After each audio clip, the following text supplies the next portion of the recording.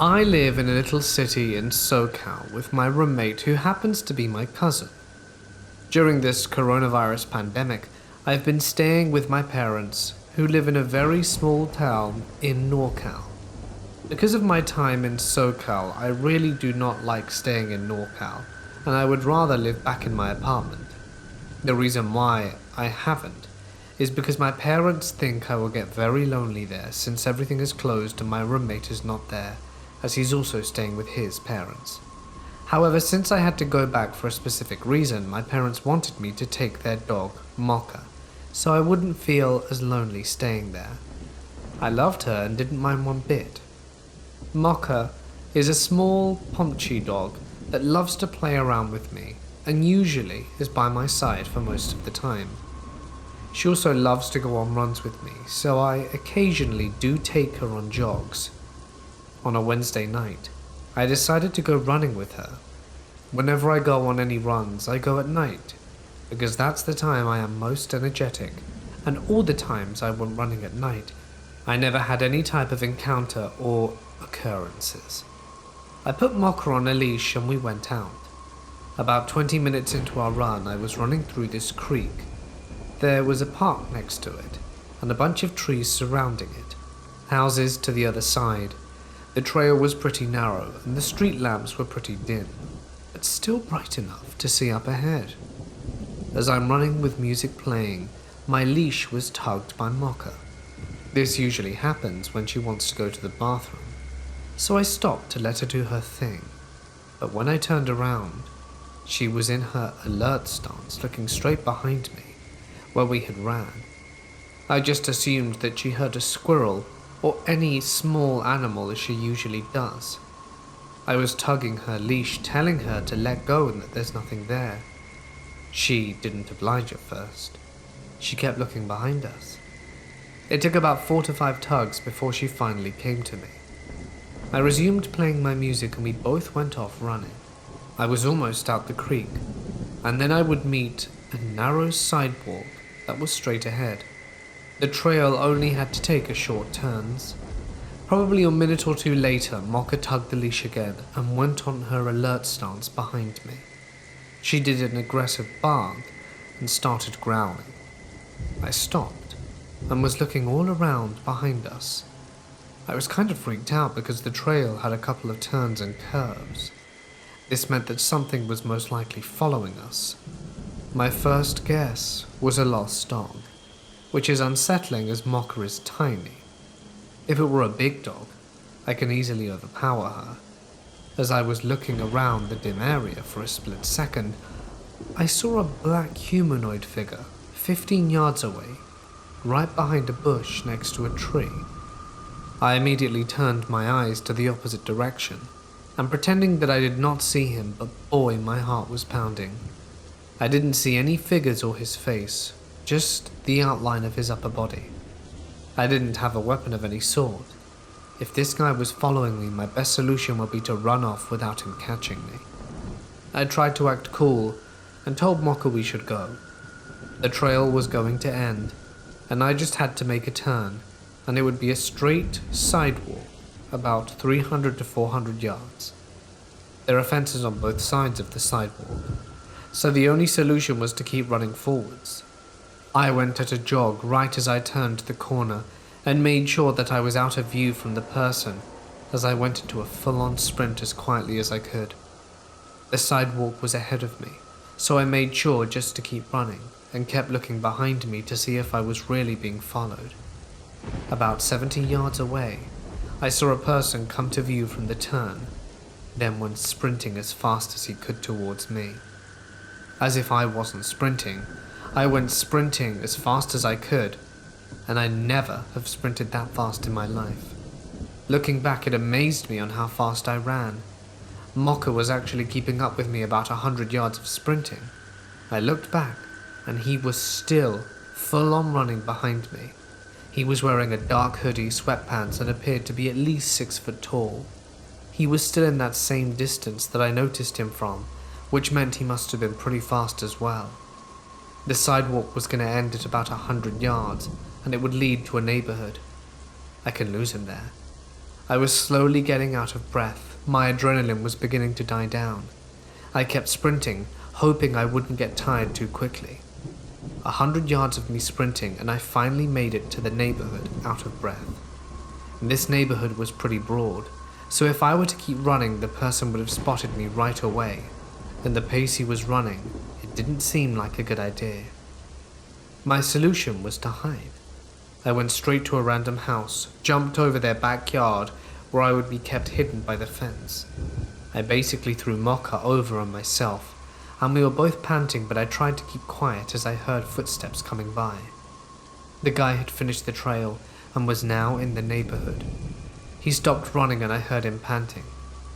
I hear him mutter as he was out of breath and kept saying, "What the hell?" I was holding Mocha, scratching her so she wouldn't bark or growl. About 5 minutes later, I heard footsteps retreating away and slowly fading. I waited in 10 minutes in complete silence to be sure he wasn't close by when I peeked my head around the fence, and it was all alone now.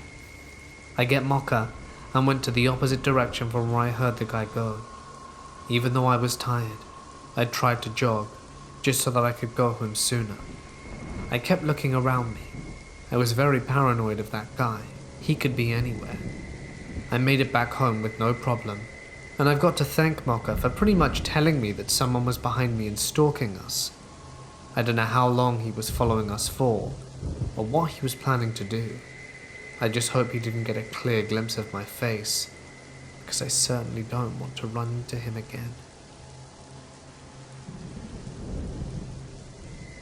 This happened last night, and honestly I'm still a bit shaken up about it. I work evenings as a dispatcher in a medium-sized Midwestern city. I was driving home at 2 a.m. when I stopped for gas. In retrospect, it was stupid to have stopped at all. The gas station was poorly lit and completely empty of any other customers, but I knew the shady areas of town, and this was usually not one of them. As I was pumping gas, I noticed a middle-aged woman sitting on the curb across the parking lot. It was a cold night, and had just started raining. The woman was not wearing weather-appropriate clothing, so she was drenched. When the woman saw that I was watching her, she called out to me from across the parking lot. My second of many stupid decisions that night was choosing to engage with her. I was worried for her, so I approached her to see what sort of help I could offer. "Hi, beautiful. I'm just trying to get home, but no one will help me. I'm trying to get into the city, but the cab ride is $60 and I only have 40. Can you help me?" I don't usually give money to panhandlers, but this woman seemed genuine.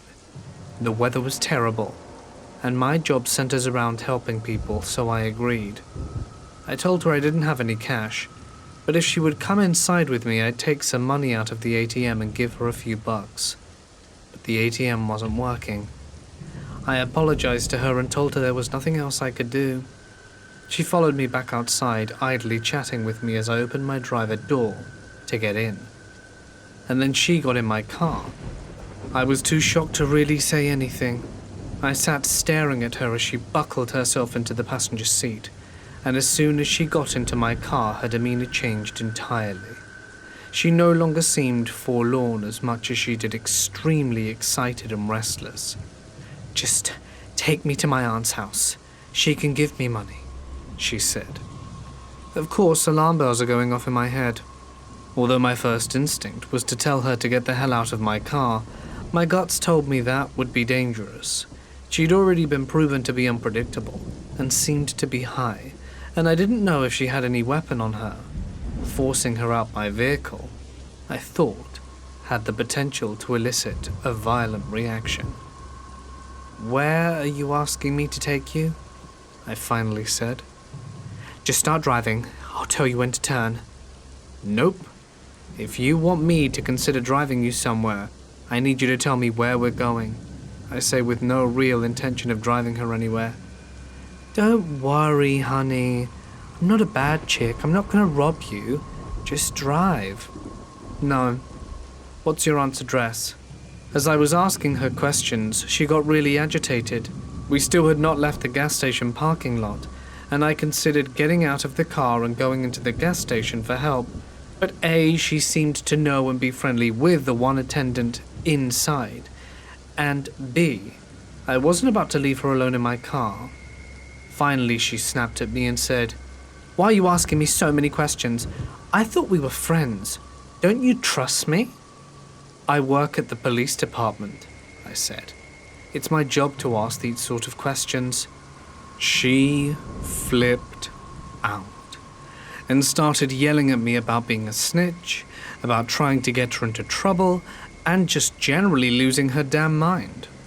At this point, I'm more scared than ever. I just wanted her gone, but my instincts still told me to get her out of my car. I decided to take a risk. I'm not a police officer. I just work at a police department. Why don't I take you to Walmart and see if they have an ATM that works? My idea was to get her out of the car as peacefully as possible, then lose her in the store. She liked my idea and immediately calmed down. I knew that driving off with this woman in my car was incredibly risky, but it seemed like my best option at the time. As we were driving, she kept talking to me. Her thoughts were erratic, bouncing all over the place. It sometimes seemed difficult for her to follow through with a thought, but this is roughly how our conversation went. "I'm glad we're friends now. I have about 5 or 6 people trying to get me. I'm gonna come to your work tomorrow so we can arrest them." "Okay, we can talk about it tomorrow. Tonight you said you're trying to get home?" "Yeah, honey, I'm really trying to get out into the sticks." "The sticks? Thought you said you wanted to get to the city." Yeah, I meant the city, that's what I meant. That's why the cab ride's $40, it's far away." "The cab ride's $40? "Yeah, baby. You said you had $40. "I do, baby, but I have $40. The cab ride's 60. And then there was silence. "Are you sure you can't take me to my aunt's house, sweetie? She lives down on Fuller Road." "That's not what you said before." "Oh, no, baby, I'm sorry. Oh, it doesn't matter. She won't give me the money anyway. You sure you can't just take me to the city?" It was terrifyingly obvious that this woman was utterly full of crap, because the details of her story were constantly changing. When we pulled into the Walmart parking lot, she finally got out of my car, only after I left first, and followed me to the store. I told her before we went to find an ATM that I needed to use the restroom. My plan was to call the police from inside the store, but she followed me into the bathroom, and that's when things got really weird. She grabbed onto the crook of my arm and whispered in my ear, "If you don't have any money, that's okay. But let me ask you something, sweetie. Do you like being eaten out?" I told her no as forcefully as I could manage, bolted into a stall and then locked the door as fast as I could possibly manage. As soon as I had a barrier between us, I said, "You know, I have some friends at the police department that could probably help you better than I can. I'm just going to call them and see if we can figure this out together." Again, at the mention of the cops, she began screaming at me, and I just kept reiterating that the police would help. She snapped at me and said she was going to leave and stormed out, but it wasn't over. I waited to make sure she was really gone. Sure enough, not 60 seconds after she left, she came into the bathroom and started banging on the stall door, and she said something that scared me more than anything else. "Hey, come back to your car with me. I left my beer in your car." I blatantly tell her no. I saw her get into my car and she had absolutely nothing with her, other than the clothes on her back. After that, she left the bathroom again and didn't come back. I waited a good 5 minutes before exiting the bathroom. I immediately found a manager who called the police for me. Thankfully, I was in a different police jurisdiction from the one I worked in, because I was mortified at how entirely stupid I had been for the whole night, and would have died of embarrassment if a co-worker had responded. The officer that responded took my statement and advised me to be more careful in the future. He said that sometimes panhandlers turn violent, and that, just recently, there had been a woman who matched my description assaulting a good Samaritan that had stopped to try and help her.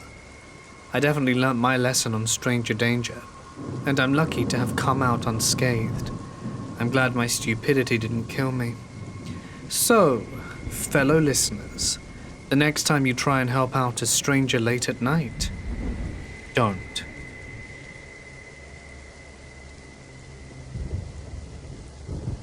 Prior to joining the US Navy, my grandfather took me aside and told me several stories of his time spent in the Navy during World War II. It was his way of ensuring I knew what I was getting myself into. My grandfather was a weapons technician too, WT2, aboard the destroyer USS Maori DD-401 from 1942 to 1945, and manned a .538 caliber cannon. He survived Pearl Harbor, Battle over Tara, Battle of Midway, and the invasion of Luzon, to name a few, with only a small shrapnel wound to his leg in all that time. I'd like to share of these stories because they blow my mind. The date was August 21st, 1943. Location west-southwest of Nendo Island, Solomons. Ship USS Maori, DD-401 destroyer. The Maori was escorting an HMAS Australian vessel to Espiritu Santo, as Japanese forces were still active in the area, and Allied forces were actively attempting to keep Guadalcanal and the Solomons secure after previous weeks of battle with Japanese forces. The night was clear, with every star in the sky. The wind was so low that you could hear gulls fishing off in the distance, and the waves splashing against the hull of the ships. The air felt like Hawaii in spring, and all you wanted to do was bask in the moonlight. When suddenly, voice radio communications from nearby Allied island bases start chirping away with information about visual confirmation of enemy subs in the area to the north. Soon after, on all decks, orders were given and everyone was forced to stand ready. A team was assigned light patrol, and they began panning around looking for subs. Not more than 2 hours go by with no visual contact made, and they're finally given the order to stand down and return to shut-eye duty. Before daybreak, contact from Nendo Island starts coming on voice comms, warning that potentials are flying around in the area 5 miles south of Maury's escort position. Already worried they may have been targeted by Japanese subs from below, they now have to contend with potential aerial assault, and everyone is called to stand ready once more. Engines are killed, emergency lights activated, and orders given to kill all lights. My grandfather, manning his light, is immediately ordered to put that candle out and pushes the searchlight straight down into the water, turning it off. When they finally stopped moving, the crew can hear the low tone humming of several planes passing parallel to their position. Everyone holds their breath and pretends to pretty much not exist, just hoping the enemy does not make visual contact with the ships. So for a good 45 minutes, everyone just sits there until they can no longer make audible contact with their enemy forces they hope would pass. Finally, almost after 2 hours of nothing, they are given the go-ahead to start the engines and return to the passage. My grandfather flicks his cigarette portside and clicks on his searchlight, still pointing into the water. What he says he saw next aged him and the other two with him a good 10 years. Below, where the searchlight sat focused in the water, lay an eyeball the size of a basketball, sitting there staring straight back at him from about 10 feet underneath the water. The next 3 seconds lasted minutes in his mind as he watched this silvery disc of an eye look straight through him. The first of the engines started in what seemed like forever, and the beast that it was broke surface for a brief moment in order to dive deep. Even before people acknowledged the giant squid existed, before they were even caught on camera, my grandfather believed, because he had seen one within 20 feet of his face. In my 8 years of service, I've heard many stories of such things, and even own a few teeth pulled from the rubber lining of the ship.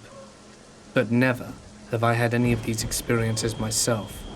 Adding that experience in lieu of the drama of war, and you can get a sense for the true terror it would invoke. My grandfather, now 93, is still alive and kicking, even though his dementia is heavy, and he seems to live in the past. It's good to know that there are still some heroes in this world.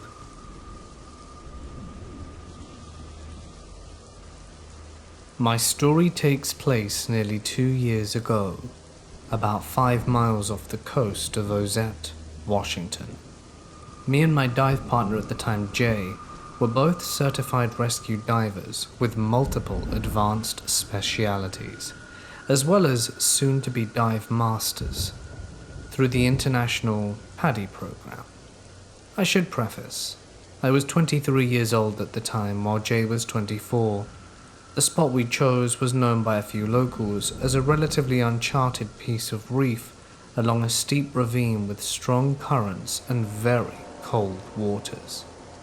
I was also told that there were many semi-cavernous areas that were pristine for incredible underwater photography, all of which sounded incredible to Jay and I. For those divers listening, Jay and I were both certified cavern divers, deep water divers, and digital underwater photographer divers, so we had a very good idea of what we were doing.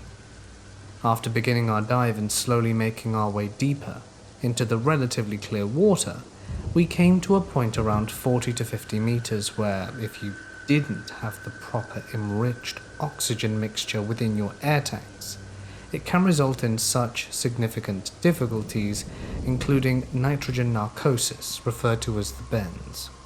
Now, narcosis can affect people differently. It can manifest as drunkenness, disorientation, or the worst, panic.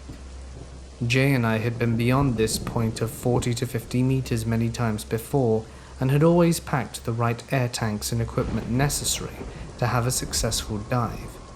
However, this one was different.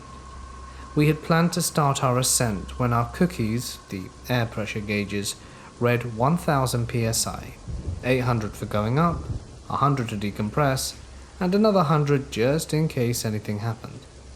Nearly 19 minutes in, we began to quickly approach the 1000 psi mark, and I went to signal Jay that it was time to go up. We always dive no more than 5 odd meters apart, and had underwater audio devices to alert each other if we needed to get the attention of the other. When I turned to signal Jay, he had somehow drifted downwards nearly 8 to 9 meters from the last time I checked his position 30 seconds ago. I buzzed my underwater audio device to get him to look at me, but he didn't look up. We were on the edge of a very deep ravine, and Jay and I typically end our dives at the same air pressure. So if I was nearing 1000 psi, he must have almost been there too. At this point I was more pissed than worried. He knew that staying within 5 meters was a must for diving with a partner, and breaking that rule is when bad situations can happen. So after a few more times buzzing, I took out my emergency flashlight. This son of a gun could shoot a beam a good 30 meters down with ease, so I was certain Jay would be able to see it. But it didn't. He didn't look up. Now I began to get worried. The beam of light was hitting the back of his head, his hands, his regulator. I even caught his cookie, which had a little reflector on it. Jay also began to act weird at this point, swimming hard down without controlling his bouncy for a few moments before freezing and gradually floating back up for a few meters. He did this a few times before I decided to descend down towards him. I got around 2 to 3 meters short of Jay before he spun around abruptly, with his eyes wide. He took out his regulator, smiled, and waved at me, and began to swim as hard as I've ever seen a human swim, straight down into the ravine, until I couldn't see him anymore. I was beyond words. I just sat there, looking into the darkness, beside myself with what the hell just happened. After a minute, I hesitantly beeped my underwater audio device a few times, trying to hold out some hope, before slowly beginning my ascent. I hadn't realized that I was panting, and managed to suck 200 psi out of my tank without even realizing it. I knew that what I saw was real, and there was no way in hell I would put my own life in danger going after someone who was clearly going to die, if not dead already, with such little air. Upon safely resurfacing, I immediately started towards the boat, in a panic of course, after the severity of the situation hit me. Long story short, Jay hadn't packed the right oxygen tank, and had experienced a severely delayed narcosis episode that resulted in him just answering the call of the abyss, as some guys call it. I was very close with him, and I had to run through hoops with the police and other investigators during the investigation of his death. They never claimed I murdered him, but they implied it multiple times during questioning. But following the retrieval and subsequent autopsy of his body, it was shown that the cause of death was directly linked to massive nitrogen toxicity. I've recounted this story many times, yet the nightmares still come. The one question I'll always have is, what was going through his mind when he took out his regulator and descended into the depths?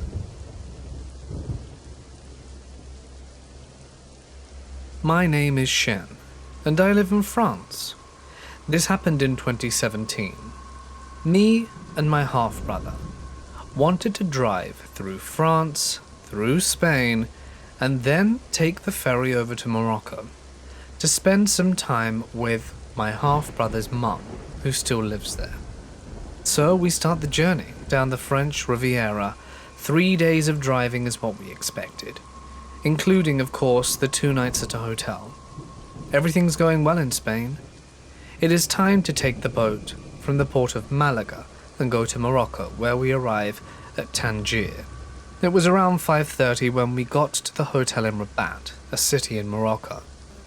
We are settling in and everything is fine, but this is when it starts to get weird. In booking our rooms, the hostess was very helpful and professional. However, with my brother, we're starting to find it quite curious. What time exactly are you leaving tomorrow? Do you plan to take breaks on the road? Where exactly are you going? Where exactly is your car parked? She tells us to clean the car, and we just make a remark between my brother and I without really dwelling on it. The hostess asked us which road we were planning to take to get to Marrakesh. She suggested we take the road towards Casablanca, and is very insistent there without giving us time to answer. She told us that it would allow us to appreciate a beautiful landscape, and sadly, we followed the advice. It was the next day.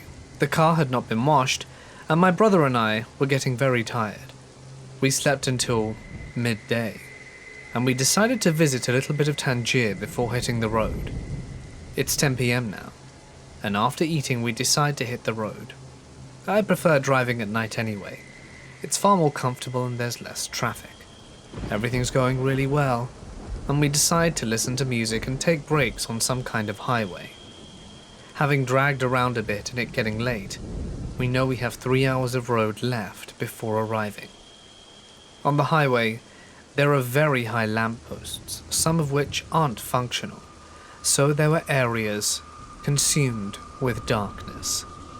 It was at these parts we needed to be extra vigilant.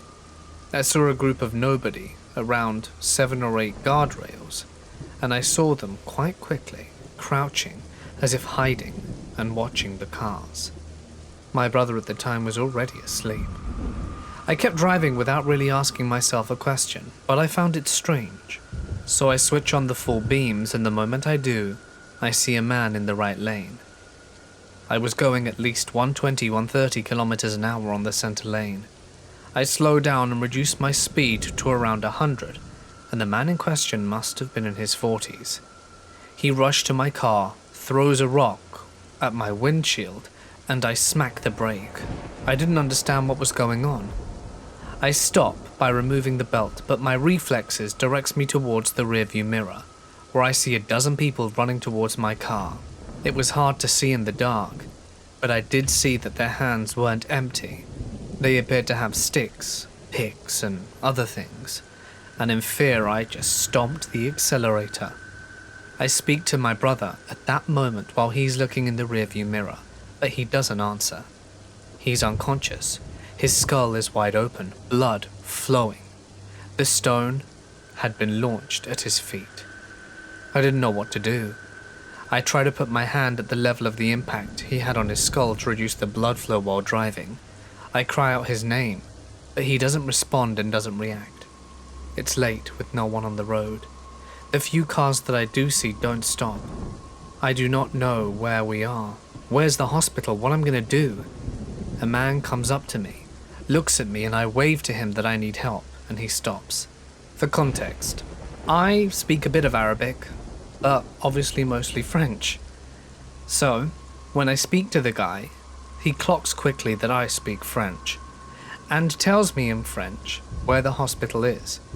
But me, in my panic, can't really follow the directions, and he offers to come into the car with me and drive. He says that he just needs to go get his phone from his car so that he can get an Uber back to this spot later. My brother and the hospital are the only goals in my mind. I didn't really think much of it. He says apologetically for not introducing himself and says his name is Saeed, and to take the first exit after about 10 kilometers. I introduce myself by telling him my first name. It was at that moment I heard a strange noise while driving. I thought it was his phone, but it wasn't. The phone he had went to collect was in fact a walkie-talkie. Now, as I said before, I speak Arabic, and even though I tried speaking a few words of it, the guy obviously thought I couldn't speak it, which is why he spoke to me in French. He, over the walkie-talkie, starts speaking in Arabic. And the thing is, I'm Algerian, and for the most part, I can understand most of it. He didn't know this, and Saeed says to the guy, "It's not them, it's not them, it's not the right first name." The guy asks him if he's sure, and Saeed says, "Yes, she told us that his name was Mark." "He saw your face," the guy on the walkie-talkie says. "We'll have to get rid of him anyway." And he gives him an address to follow. At this point, I'm frozen. I'm looking at my brother, who is still unable to move. I try to find a solution to get out of this situation and remain calm. Saeed tells me not to take the planned exit, but the next one will be much easier. So I followed his instructions. If I had refused, he would surely have suspected something. So we passed the planned exit. 2 minutes go by. The most tense 2 minutes of my life. I see a vehicle that appears to belong to a certain police brigade. It is necessary to let them know I'm in danger, but how do I tell them? I decide to put myself at their level, but Saeed said I mustn't. I'm trapped, 5 meters away, so I decide to draw their attention with a flash of the full beams. They see that my windshield is destroyed, and they stop me. It's at this point Saeed starts to panic, and says to be careful and not get their attention, but at this point it was too late. They signal me to stop, and Saeed just says to me, "This isn't over," and runs from the car. I go to them in panic and explain the situation as best I can in Arabic. They call an ambulance, which arrives quickly, and my brother is brought to the hospital, and immediately is transferred to France, to the Toulon military hospital, in which he will be put into an artificial coma for 3 weeks. His skull had been broken on the right side above his eye. He lost sight of the right eye, and today, everything is better. He regained his sight little by little, and slowly recovered. Saeed had not been found, but the man who threw the stone of 6.4 kilos was found and identified, and is known for several beatings in an organized gang, and is serving a 40-year prison sentence. And the most shocking revelation is yet to come. The woman who was the hostess was part of the coup, but she vanished. The inspector explained their way of working to me. The hostess spots people passing by the hotel who are foreigners, When she asks where the car is from and where it's transiting to, she gets their license plate so that they can recognize the target, which is why she asked us to go on the road via Casablanca. They rob people, get rid of them and take their cars. However, I explained the conversation between Said and the man who threw the stone. When he said to them, "It's not them, it's not the right name," the inspector told me that we were very lucky, and that he could not explain the situation to me on that. Perhaps they caught my brother's name, not mine. I decided to do some research on my own, and there have been stories like this where family and infants were attacked, but only the infants vanish. Trafficking, no doubt.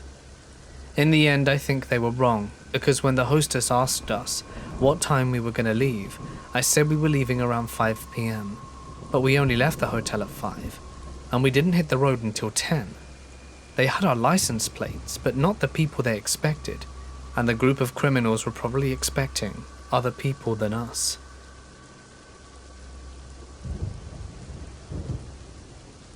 I was driving home from my then-girlfriend's house around midnight. It was summertime and very hot, and had rained earlier that evening, so it was kind of foggy. I had to drive down Route 17, which is a really old road that ran from where I lived to where she lived.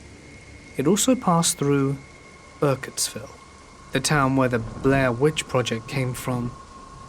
I was driving through the area that was mostly old rundown farms. The road has a lot of sharp turns in them, so you have to go slow, and I was going through a turn and through the fog, when all of a sudden I see an old man walking across the street. I slammed on the brakes and braced myself for the impact, because I knew there was no way I was going to stop in time. I remember the old man turned and looked right at me as the car was about to plow into him. He opened his mouth wide and looked like he was going to scream no. But as my car hit the area where he was, it vanished. The car finally skidded and came to a stop.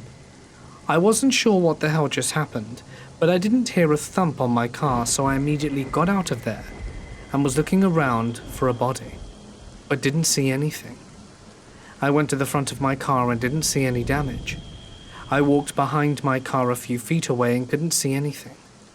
I must have walked about 40 or 50 feet and started freaking out, and then I heard what sounded like footsteps coming from the darkness. I pretty much almost crapped myself at this point and sprinted back to my car. I told my mum the story the next morning, and just telling the story gave me goosebumps. My mum, who normally doesn't believe in the paranormal, looked at my arms and said, "Just by your reaction, I believe you." To this day, I'm not sure what I saw. It could have just been the fog, but it seemed so real to me. I found out later on that I was not the only person to claim to see an old man crossing the road. For a couple of months last year, I lived in South Africa and did marine research with some of the people who made Shark Week. The work involved sailing out each morning, attracting sharks to the research vessel, about 21 feet with 2 engines, and then collecting data about them by various means. Going into this project, I had very little knowledge of marine biology, and as a result, I was usually relegated to the role of chummer. This lucky individual has the role of grinding up large quantities of rotting sardine heads and continuously pouring them off the side of the boat to attract white sharks. My experience took place on my first time chumming. It was a beautiful summer morning, and we had just set out to one of the primary research locations, a reef colloquially known as Shark City by the locals. The seas were unusually rough, and we were watching quite large waves hit the beach, about 1/3 of a mile from where we had laid anchor. The process of grinding up the rotting fish involves the chum dance, standing in a rectangular container in a pair of rain boots. I was crushing the fishy remnants while dancing to Michael Jackson's Thriller, a favorite amongst the researchers.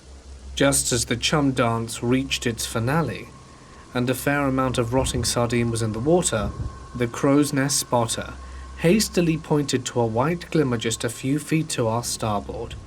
We had gotten lucky, A 15-foot female great white had come to investigate the fishy carnage.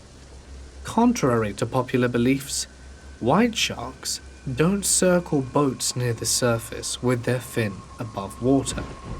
They are indeed ambush hunters, swimming in sporadic patterns around prey, diving to depths below sight, and then eventually striking in a rush from below.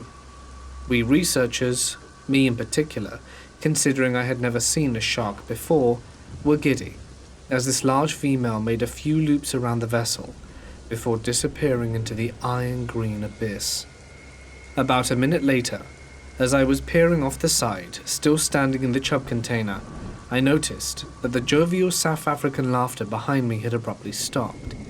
I turned around to see a large wave, 10 to 15 feet, coming in quickly on our starboard side. In the few seconds before adrenaline set in, I remember seeing the wall of water crashing over me, spinning and floating. I had been flung overboard by the freak wave. Dear friends, at this point in this story you must consider who I was at the time. A jet-lagged, somewhat nerdy, skinny American teenage boy, outside of the US for the first time.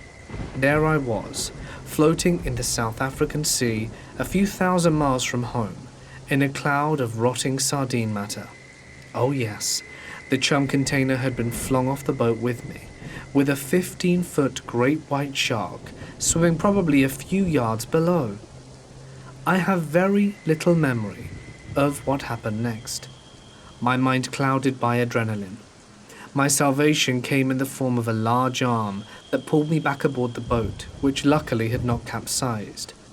Oh, what joyous breath of salty ocean air I breathed then.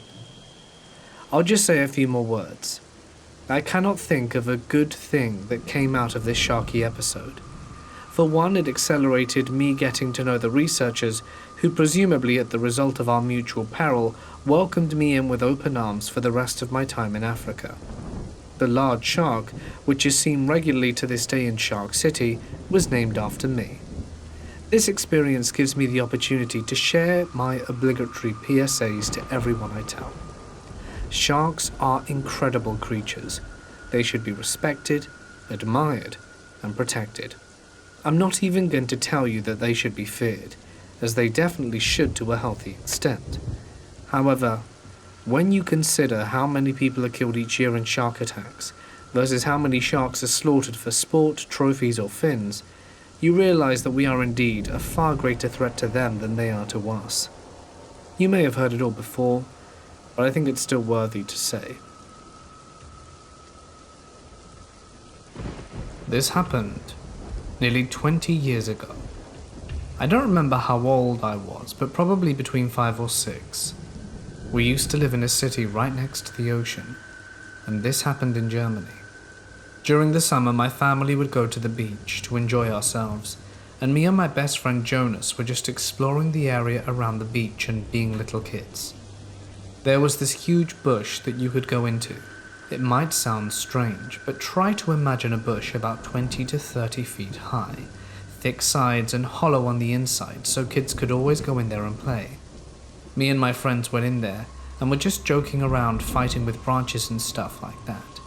That's when we noticed a shadow outside the bush heading towards the entrance. Me and my friend didn't think anything of it and just kept playing. The shadow kept walking and eventually reached the opening. It was an old man in his 60s, and he was smiling at us, talking with us. We're basically trapped in the bush, and start freaking out since we weren't supposed to talk to strangers, and here was this old guy trying to talk to us. He asks us stuff like where we're from, and where our parents were, and that's when my friend lost it and booked it through the bush. That's when the guy's smile fades and changes to an angry face and he charges at me. I follow my friend's example and we run to get my parents. We told them what happened and they stopped allowing us to go back there. We kept going to the beach for a few weeks and I could always see the guy in the distance looking at me and my buddy. Fast forward a few weeks and there's a huge lifeguard building with toilets. My friend goes to pee and I go with him because I want to buy some ice cream. My friend goes to the restrooms, which are about 20 feet down the hall from the snack bar. I buy my ice cream and wait for him, and that's when I heard a scream. I run to the bathroom and rip open the door, and there is just one stall. The door is open, and the same old guy that had been stalking us is standing inside the stall door, and I can see my friend in the stall crying in the corner. That door behind me has shut. The guy sees me and starts yelling and looking like he's about to kill someone. I hurry to open the door and storm out to get help as I scream as loudly as I can, and a few lifeguards run over. I pointed at the door and they went in. They got the guy and the police were called. Me and my friend had to make statements, and my friend was in therapy for a few months but is alright now. Turns out the guy was a known child molester, but the police had no evidence to lock him up until then.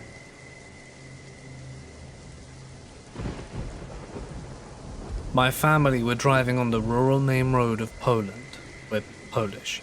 And next to our car was this truck delivering large concrete pipes. We drove next to this truck for perhaps an hour, maybe 2. I was a teenager and not really paying attention. My dad figures we stop at the next gas station for a quick toilet break. As I exit the car, a pair of bikes drive past the gas station.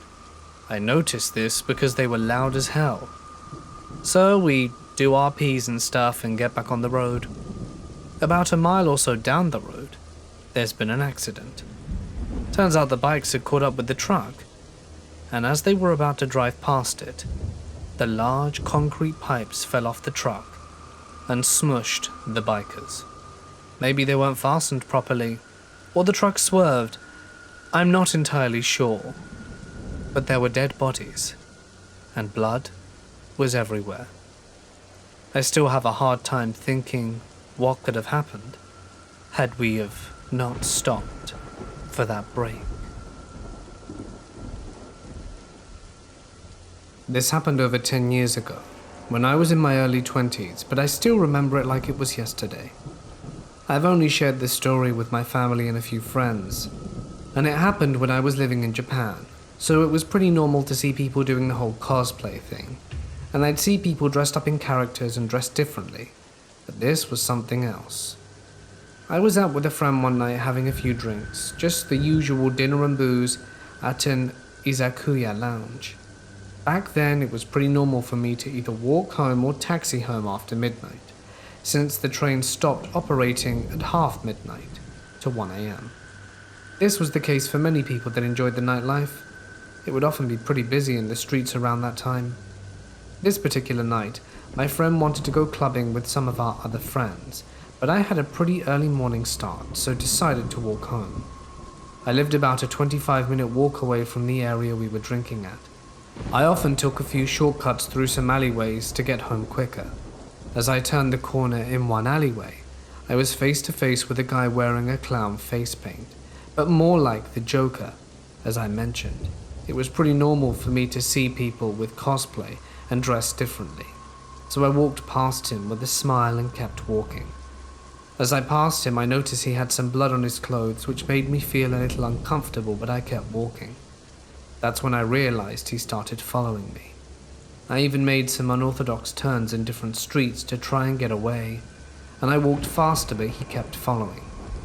I turned around and asked him if he was okay, and if he needed help. That's when he put a big smile on his face, started giggling, and pulled out a kitchen knife. I got freaked out, so immediately turned around and started running away from him. He then burst out in a screaming laugh and started skipping towards me. As I started running fast, he too then started running fast. As I was running away from him, I could still hear him giggling and running towards me. I was running for about 3 minutes when I noticed a small construction site with garbage on the side of it. I saw one of those metal rods used in construction, and I quickly picked it up, turned around and yelled at him. We both came to a complete stop. He saw me with the metal rod and stopped running. I yelled at him and swung the metal rod once and told him that if he stepped closer I'd hit him. With that he stopped, and I began walking backwards to make sure I wasn't being followed. After about a block of doing so, he was just standing there, and I turned and began running home. I'll never know what he was trying to do, just scare me, or if it was an actual psychopath trying to kill me. Either way, it was one of the scariest things in my life that has ever happened to me.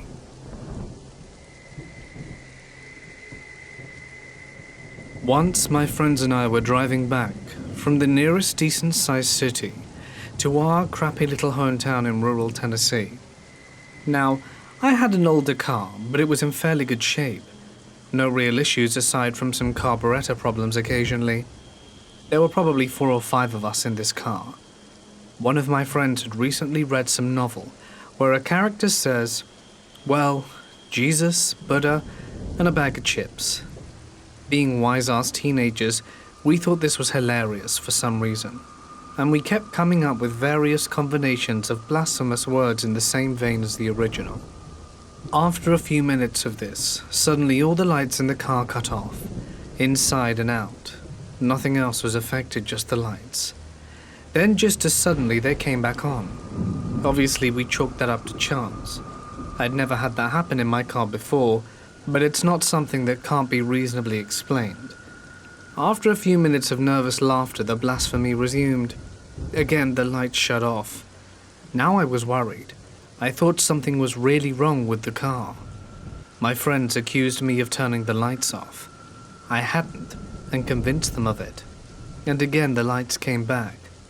I am currently an atheist, and at the time I was a pretty cynical Christian, and I didn't put much faith in the thought that our banter was pissing off God. So was he sending a message? But still, sometimes you don't tempt faith, right? Well, you aren't me then. Much to the dismay of my friends, I decided to give it one more try. I don't remember the exact phrase, but let's assume it wasn't something you'd say to your grandmother. No sooner had the last syllable rolled off my tongue, the lights cut off for good. This time for long enough to force me to pull over and turn off the car. We sat silently, pondering what had just happened. One of my more religious friends said a little prayer in the back seat, and I kept my cynical mouth shut this time. Eventually I started the car again, and the lights came on like normal, and we rode the rest of the way home in silence. I've never had a problem with anything electrical in that car after that night. The battery even lasted a few more years until I sold it. I was working on a car carrier 4 years ago in the Middle East. Our typical route went through private waters at the time, and so we always picked up 4 ex-Marines as security in Aqaba, Jordan, before we went. One night while we were going through pirate waters off Yemen, we started to have problems with the main engine, so we stopped and had to drift for a bit to figure out what the problem was. During this time I was working on the stern, back end of the vessel. I couldn't really see anything out in the ocean. Everything was dimly lit on the ship. I don't know why, but I got bored and turned on the spotlight. And there he was. This guy with a gun in a rusted little boat, staring at me about 15 feet from the ship. I just stared back at him, kind of stunned. I was afraid if I reached for the radio to call one of the Marines, he'd shoot me. The Marines were the ones with the weapons. So he looked at me, and I looked at him, and he sort of gave me a nod, as if he was telling me, well played, and then I gave him one back. Then he slowly rowed his boat back off into the deep, pitch-black night. I don't know how many others there were, but I did call it in on the radio as soon as I lost sight of him. I still remember his face today, a deep, stern, concentrated look on his face. This happened to me a few months ago, but when it first happened, given how crazy it was, it took me a few weeks to collect myself. It's relevant for me to tell you up front that I'm a military veteran, and I have PTSD and anxiety, as well as a pretty bad case of depression that I'm currently in my 3rd year of. I've read that cognitive behavioral therapy can massively improve PTSD symptoms, and in turn, help to reduce anxiety. So I've been trying various techniques at home. The problem is, my wife and I live in a small 2-bedroom ground floor flat with an upstairs neighbor with absolutely no concept of other people. A jock douchebag type, who's a personal trainer. But he trains at home too, 'cause gains. The kind of guy whose only 2 topics of conversation are protein powder and steamed rice. I'm sure you can imagine the type. Anyway, with that being a constant issue, meditation and quiet mindfulness are just not possible with the constant noise. My solution to do this was to do my normal routine during the day, but take advantage of my insomnia later on at around 11 to midnight. I would put on my coat and my shoes as we live near the beach. I figured I could walk to the beach now that there's pretty much no people around, walk on the sand and be mindful to the sound of the ocean. Sounds nice, doesn't it? It was the first 2 times, but you know what they say, the 3rd time's the charm. I walked to the beach from my home.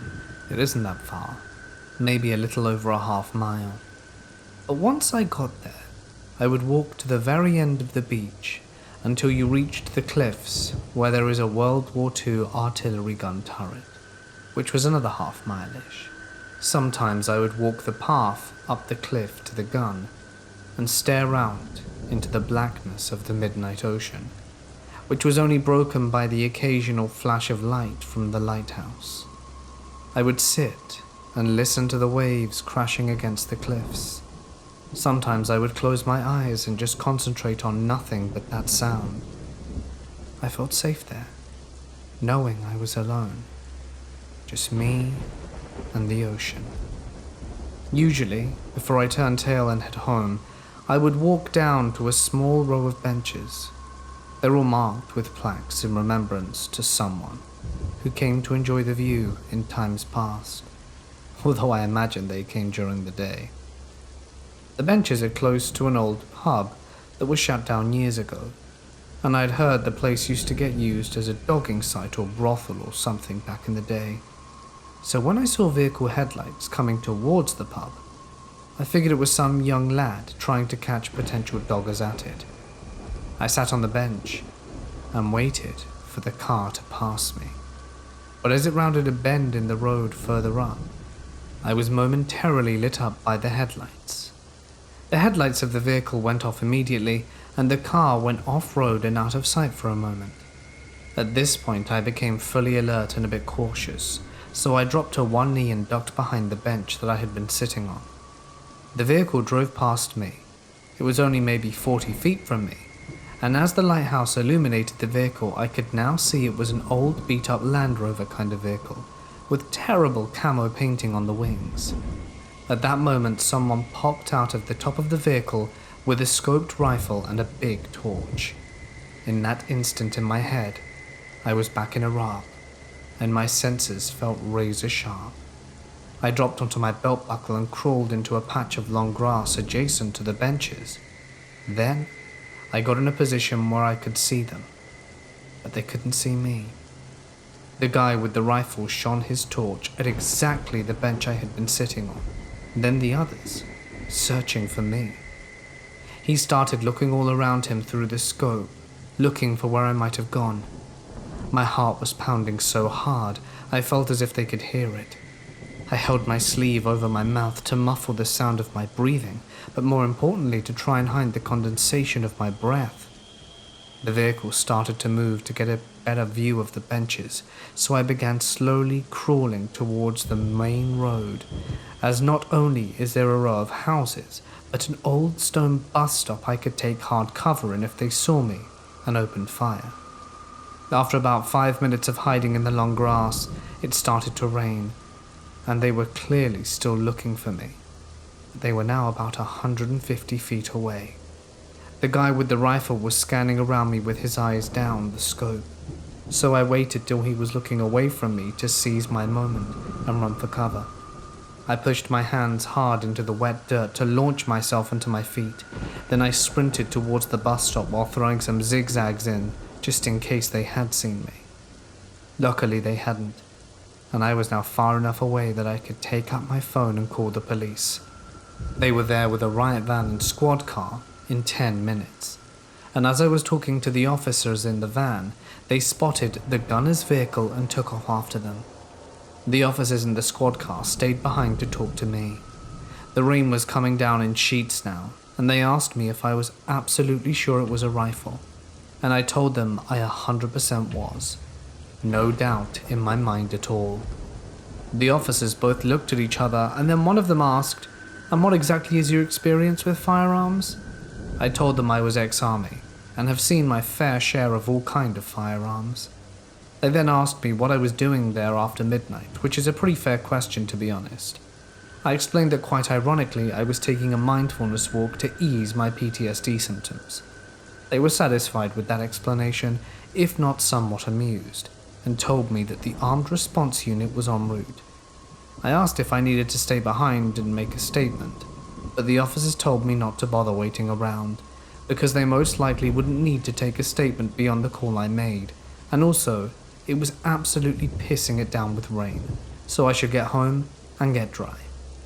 It was over, but I still felt super weird, and my heart was still thumping hard in my chest. I started the walk home, and then when I was about halfway there, a police helicopter buzzed overhead and settled over the area where I had been sitting on the benches, with the searchlight going. It was right then that it hit me like a shotgun to the chest. That happened. That was real, and it was here. My head started swimming, my heart was pounding twice as hard now, and my legs felt like jelly, and my lungs felt glitchy. I couldn't breathe properly. I dropped to my knees, crying in the street in the pouring rain, the only light coming from a nearby street lamp with a flickering bulb. I was gasping for breath, thoughts flashing in my head, thinking that if I had just stayed still, if I hadn't hunched behind the bench, if I had done any number of things differently, or hadn't, then I could have been gurgling my last breaths alone in the dark, wet and cold, and my wife would have been none the wiser until the following day. I have no idea if they were even there for me, and if they were, how could they know I'd be there? I'd been twice before. It's not like there are animals to hunt there beyond foxes. But why hunt foxes from a vehicle with a rifle and a torch at midnight? I'm not ashamed to say that the experience terrified me. I guess my army training helped me stay alert and stay hidden. But I don't know really. I don't go walking at nights anymore. I have the occasional nightmare about the whole thing. If you're wondering what happened to the guy, and I am too, I called on the phone and spoke to an officer. She was able to find the incident report right away. The officers on scene confirmed they'd seen the vehicle, and they had gone on an off-road pursuit. They said that they had given chase over difficult terrain for as long as they could, and then the vehicle turned off all the lights and made an escape using the dark as cover. The armed response unit was called and patrolled the entire area while the helicopter was dispatched in order to try and locate the vehicle with heat cameras. Both teams were unsuccessful in finding them, as by the time they had arrived on scene they'd gotten away. CCTV was also checked and yielded absolutely nothing. I told her I was sorry if they felt I'd wasted their time, and she told me that as far as they were concerned I did the right thing. She also said that there had been a few isolated accounts of gunshots having been heard in that area over the last few years, so maybe rethink taking my walk so late at night. I didn't have the energy to explain again why I used to wait until night to go walking, but any advice about avoiding getting shot is good advice, so instead, I just agreed and ended the call. After I'd hung up, I sat for a few minutes going over the whole thing in my head. If this has taught me anything, it's that being hypervigilant isn't always such a bad thing.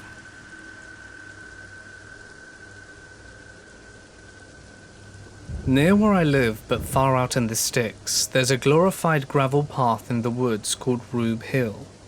It runs maybe 3 miles long and only half mile of it is paved.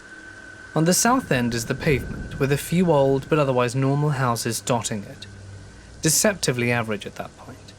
Then the houses end, the pavement ends, and the gravel road shoots up a steep hill. It's not taken care of at all. The gravel is piled up in potholes and berms, so unless you're driving a nice off-road vehicle, you want to take it easy. So since you need to drive slowly, you get a nice, clear view of the handmade signs nailed to the trees with messages like, "No trespassing," "We are watching you," or simply a little angry face scrawled in Sharpie. At the top of the hill, the road winds lazily for a little under a mile before driving back down the other side of the hill. The gravel is in equal crappy condition on this side, and after you reach the bottom of the hill, the road cuts straightish for about a mile through cornfields before intersecting with another road. The reason I am so familiar with the layout is that I have often taken friends on late-night drives to this road to scare the crap out of them. Never an elaborate prank. I just drive slowly and play creepy music and get them amped up and paranoid. I always make sure to talk about the meth heads and their labs out there too, and how the sheriffs try to avoid going there because it's dangerous. I figured it was bullshit, just stories, but I think now there are elements of truth in some of the rumors. I was with my friend Aaron one night, and we decided to go on a late-night drive to Rube Hill to freak ourselves out. So we took off, drove down the various country highways and back roads, and turned onto it. I made sure to play extra creepy music since me and Aaron had made the trip before. It honestly is creepier by far, but I still enjoyed the long drives and scaring my friend. Of course, it mostly went by uneventfully, and we almost were completely across the hill and about to descend the other side when Aaron freaked out. I checked my mirrors to see what was concerning him, when I see truck headlights down the road. They seemed to be back where the road first topped the hill. The truck made it under the only street light on the top of the hill, with a really dim orange glow. As I could see, it was kicking up a ton of dirt and was speeding towards us. I paused the music, and sure enough, with the windows down, I could hear the gravel crunching and flying like a vehicle was speeding.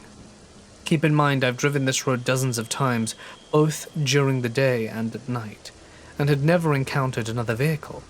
So having a truck, speeding, to seemingly catch up with us at midnight, on a lousy road with rumoured meth heads, was pretty jarring. Usually I didn't relinquish my brakes driving down that hill, but this time I didn't touch them.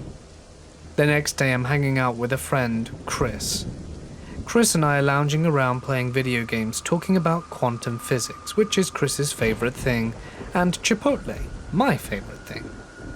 I, of course, told him all about Aaron and myself getting chased the previous night, and I kind of hammed it up, and made it come across as a little more harrowing than it really was. But now Chris wanted to go by the road, so we waited until late that night, at least 2 in the morning, and went over to Rube Hill. This time, I wasn't playing any creepy music, as I wanted to be alert. It was all going quite normally, just as usual, when I slammed on my brakes, threw the car into park and said, you see that too, right?" I looked at Chris. He was just as confused as me, and he nodded. My headlights were clearly illuminating a thick metal cable stretching across the road. On the right, it was wrapped around a tree, what I guess is roughly head height for a standing adult, and it was pulled tight across the road and anchored to a fence post at roughly chest height. I had no idea what to make of it or how to react. When I heard gravel being thrown by tires, I checked my mirrors, and sure enough, truck headlights were tearing down the road from behind us. I started freaking out. My breathing and heart rate were out of control, and I began sweating. Chris swore under his breath quietly. I threw it into drive, pulled out as fast as I could, and my low-sitting car slid under the cable with a loud metal-on-metal scraping noise. I cringed as I heard the scrape, but I wasn't about to sit there and get deliverenced. So again I flew down the hill, and this was the creepy cherry on the sundae for me personally, because Chris didn't see it. As we left the tree line and entered the cornfields, I glanced to my right, past Chris, and briefly caught a glimpse of someone standing about 3 or 4 feet back in the corn. I just felt my stomach scrunch up and floored the accelerator. I glanced in my rearview mirror and could see a man standing in the road behind us, illuminated by the moon and my taillights. He had a long object slung over his shoulder. I couldn't tell if it was a cane or perhaps a rifle, but I didn't stay to find out. Before I could even tell Chris about it, we were around the bend and out of sight. I haven't been back to that road since.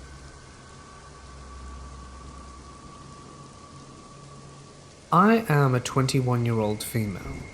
It was June 2019, and I was doing a closing shift at the McDonald's I worked at in a town in England, although I'm originally from Scotland.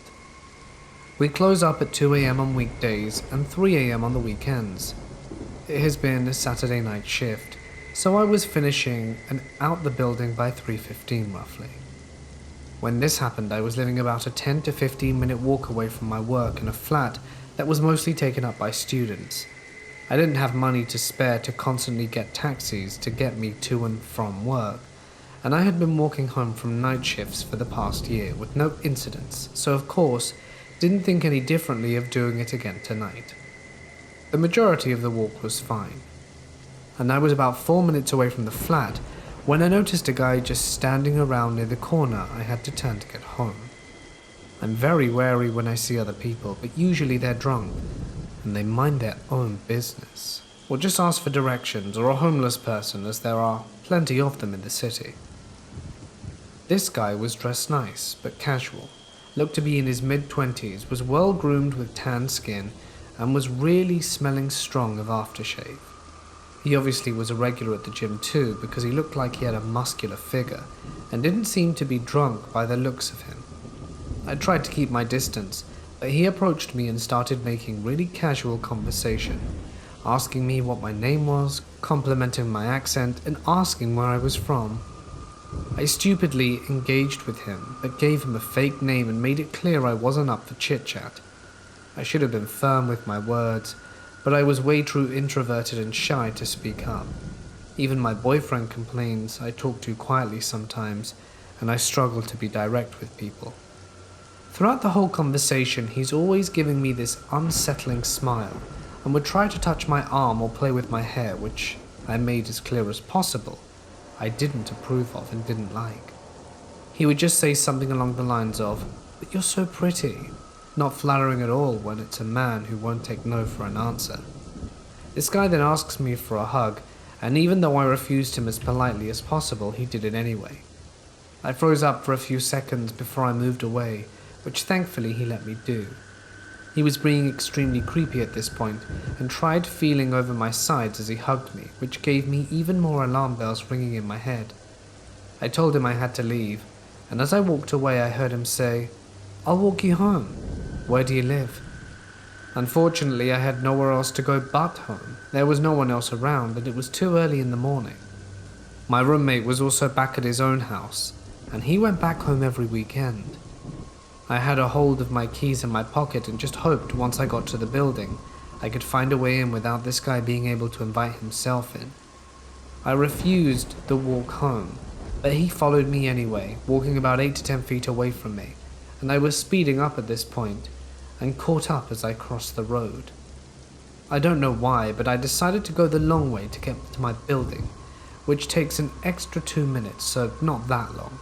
And as I was approaching the flats, I felt this horrible sinking feeling in my chest. The door to the building closes really slowly at first before slamming shut, so I knew even if I walked in he could potentially follow me inside, and that puts me at an even greater risk. By this point he was begging me to be let inside. He said he was extremely thirsty and wanted some water, but I told him my roommate was asleep, a subtle way to try and deter him, by showing him that I wasn't alone in the flat. But of course, that did not seem to faze him remotely. He was trying to be touchy, and kept pleading with me to just let me inside, but I kept my ground and said no. As he was talking to me, I managed to use the fob on my door, which is the only way to open it. I was careful enough to slide through.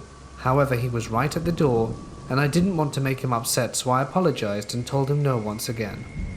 Luckily, he had moved away from the door, as someone wanted to get in the building. The guy entered the flat and asked if everything was okay when he saw me, but I stupidly said that everything was fine. That did give me a chance to move away from the door and let it close once the guy walked through. He either worked or lived here, I wasn't sure. I didn't even look back at the guy. I ran up the stairs to my flat as quickly as I could. I didn't get any sleep that night from that moment and made sure that I always had money aside from a taxi. I think I walked home once between June and October before I moved. Really scary stuff, and I'm glad that I never saw him again. I was in marching band all 4 years of high school. One of the things we did was participate in a 4th of July parade every year. When we got to the parade, we'd do warm-ups, getting ordered, etc., then march in the spot where we were assigned and wait until a particular section of the parade had passed. Once they passed, we would march in place behind them, run the parade route, and then that was it. On my junior year, we went to the parade as usual, did our warm-ups, got everyone in order. Well, when we were assigned to our waiting spot, we had to wait a few minutes rest before we actually joined the parade. Naturally, this led to people talking to one another, hanging out, whatever, just to pass the time. I wasn't in a spot near any of my friends in our parade lineup, so I was just mostly looking around silently while others carried out their conversations. At one point I was watching the sky.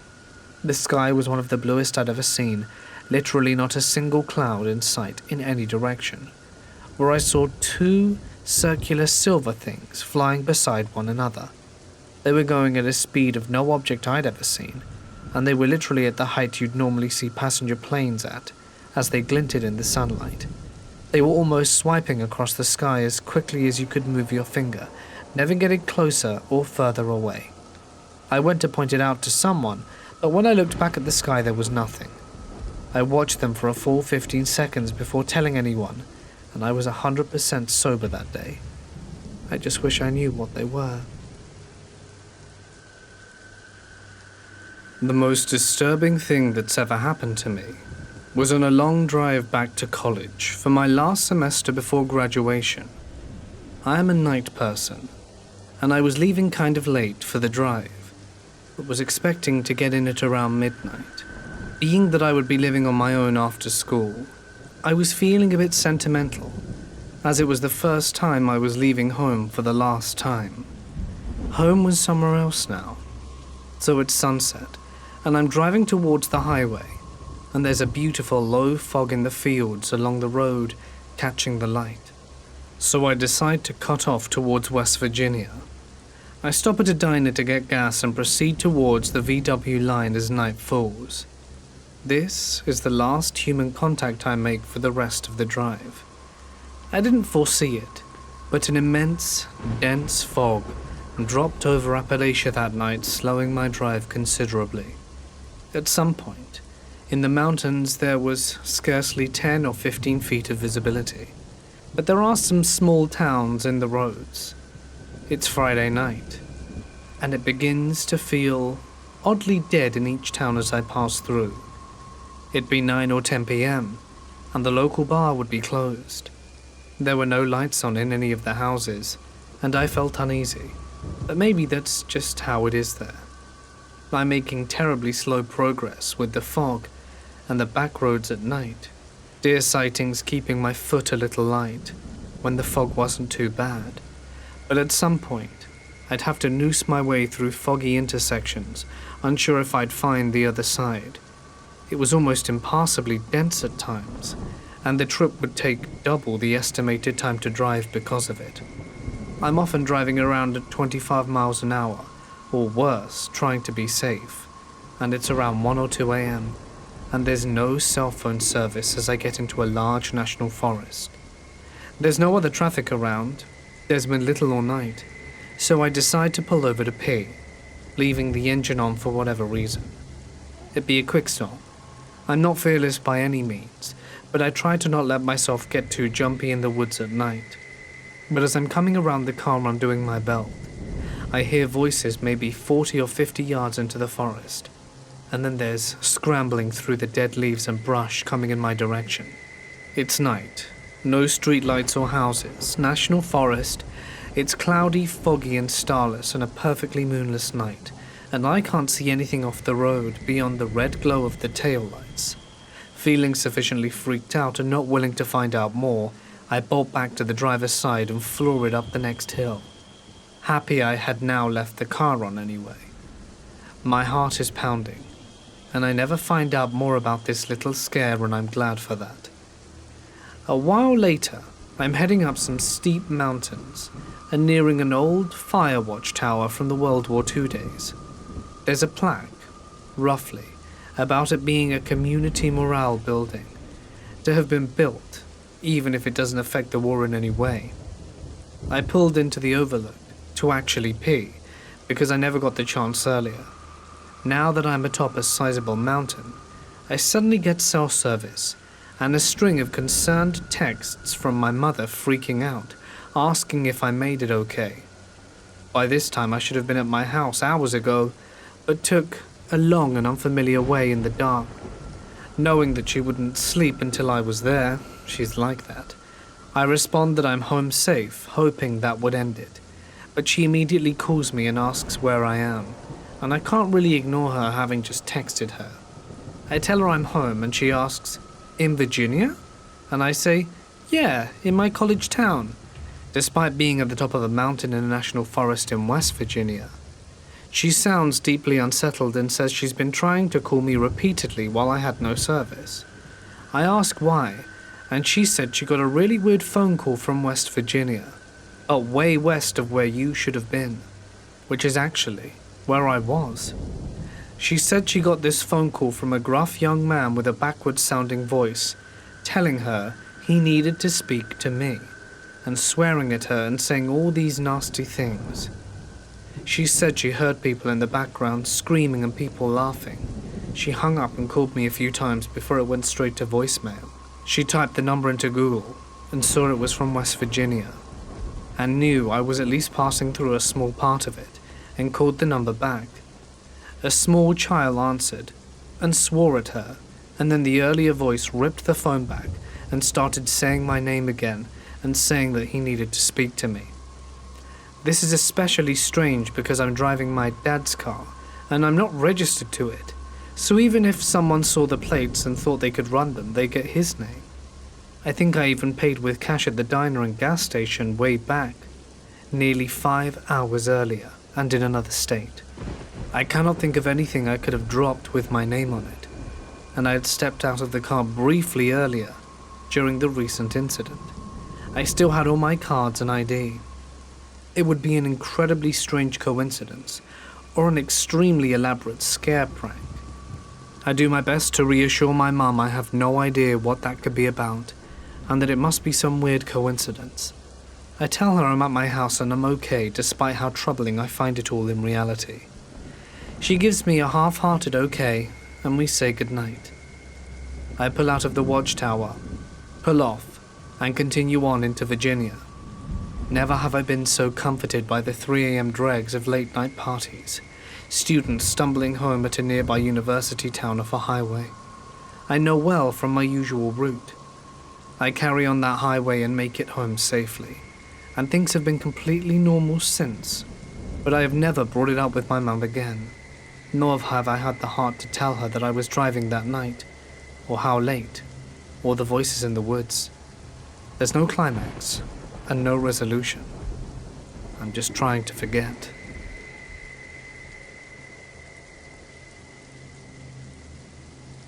For context, we're female. This happened back mid-February of 2020, and my friends and I were all 15.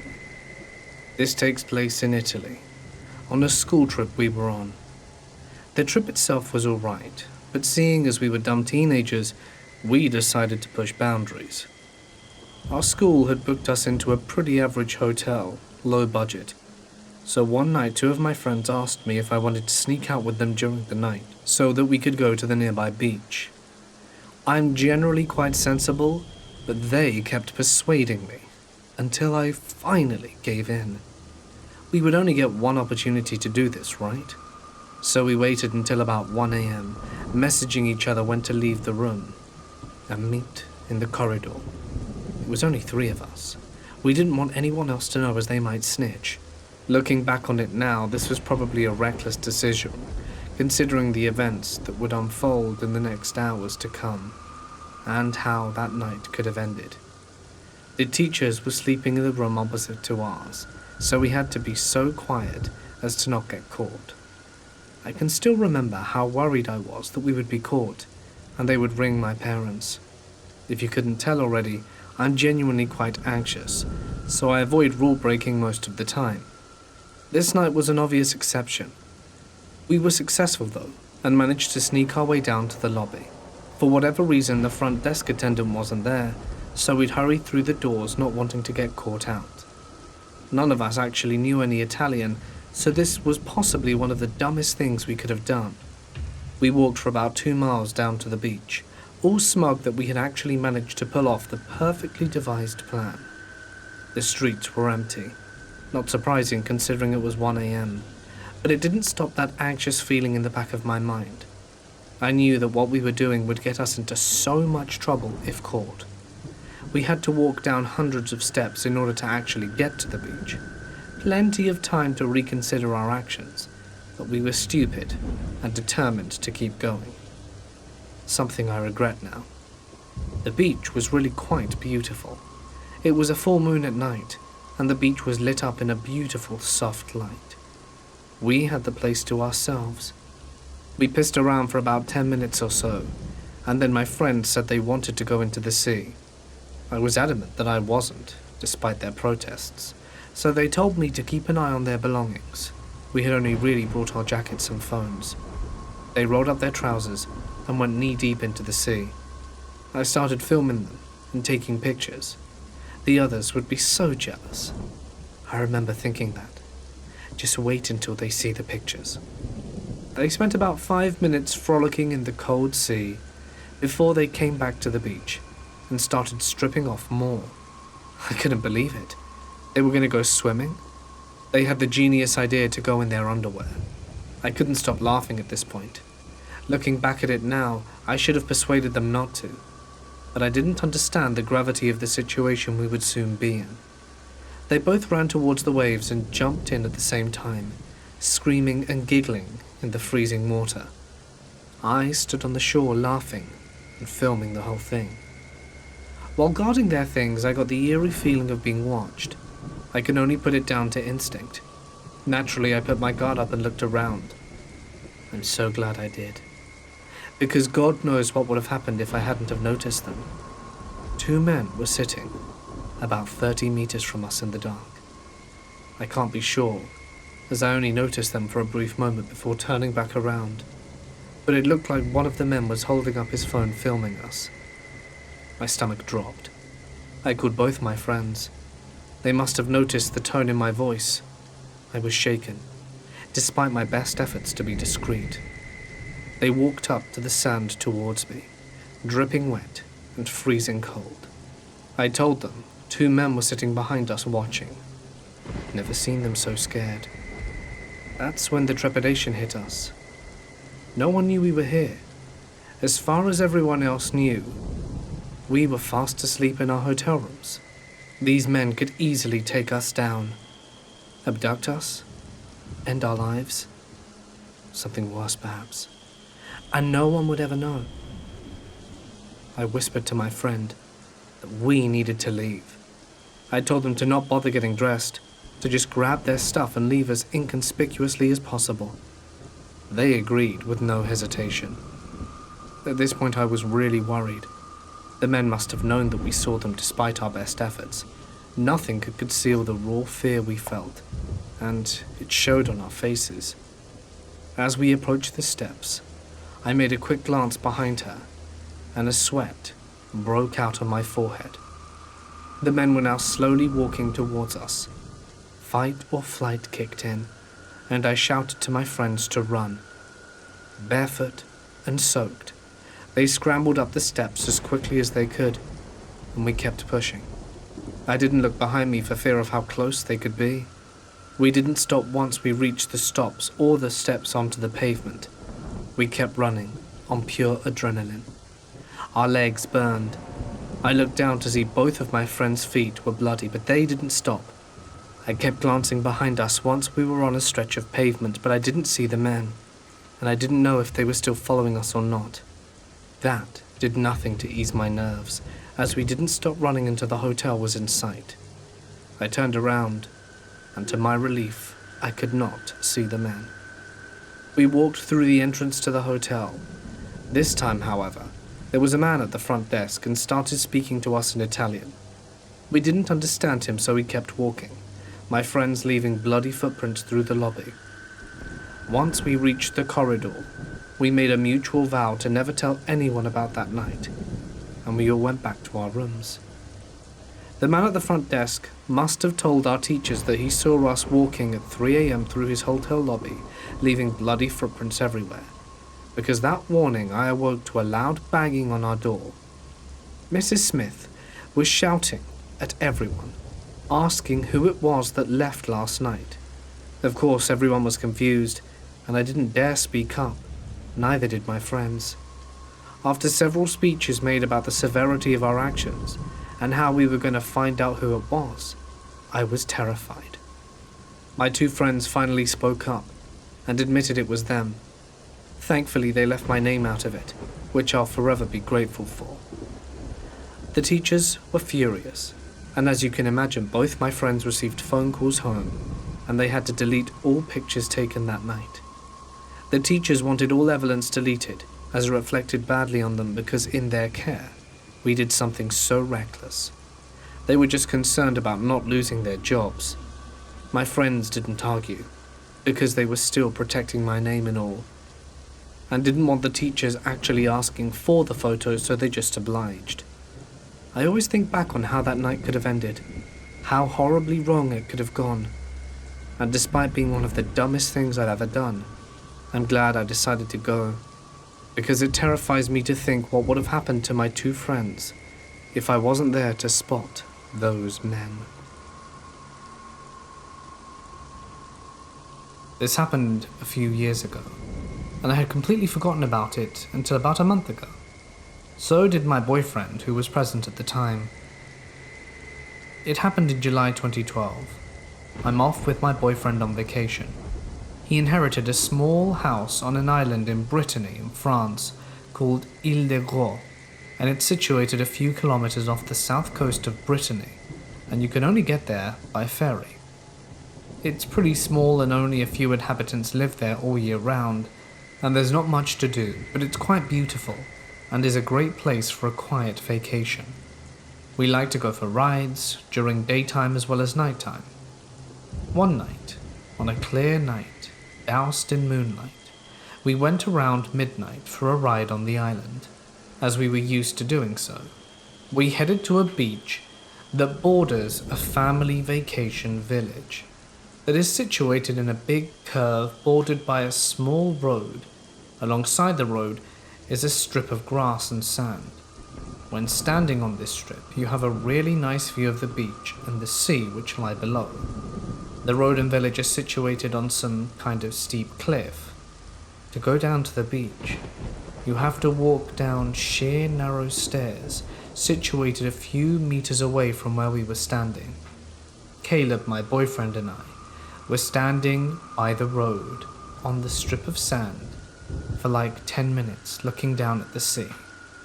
I need to point out that it was a calm, clear night, and we hadn't seen anyone during our ride. We were walking along the beach for a while and hadn't noticed anything strange, nor signs of human presence on the beach, no night swimmers, and the water was very cold in Brittany, even in the summer. No young people having parties on there, etc. So we were standing on a cliff facing the sea, when suddenly straight ahead of us we saw a human-shaped figure get out of the water and hurry across the beach. I know it's nothing scary so far, except the figure was pitch black, contrasting with the clear sand, and was not reflecting any light, like a dark shadow. Remember, the moon was shining. We first thought it was someone skinny dipping. Problem is, when you're going out of the sea, you first swim to the edge of the sea, then you stand up and walk to the water. The figure gradually walked out, all the time standing tall, as if walking on the bottom of the sea. Moreover, Caleb and I had been looking at the water for a while and never noticed anyone swimming, as if it was totally submerged for at least 10 minutes. At the sight of it, I felt quite uncomfortable, not to say freaked out. So was my boyfriend, who doesn't scare easy. The weirdest part is once the human-shaped figure got out the water, it headed straight ahead to the foot of the cliff where we were standing. But it wasn't walking or running, it was sliding on the sand really fast. A pitch-black human shape, with an indistinguishable face and features sliding fast as hell on the sand, almost gliding, not moving its legs or anything, leaving no trail or footsteps behind. All the time standing tall and human-shaped. It was of average human size and build. We stared at it as silently until we got away a few meters from the foot of the cliff. Then without talking decided to get the hell out of there, still with this feeling of dread and fear. We never saw or heard this creature again, and nothing strange happened during the rest of our stay. My boyfriend, however, has witnessed strange things on the island before, but nothing that's related to this.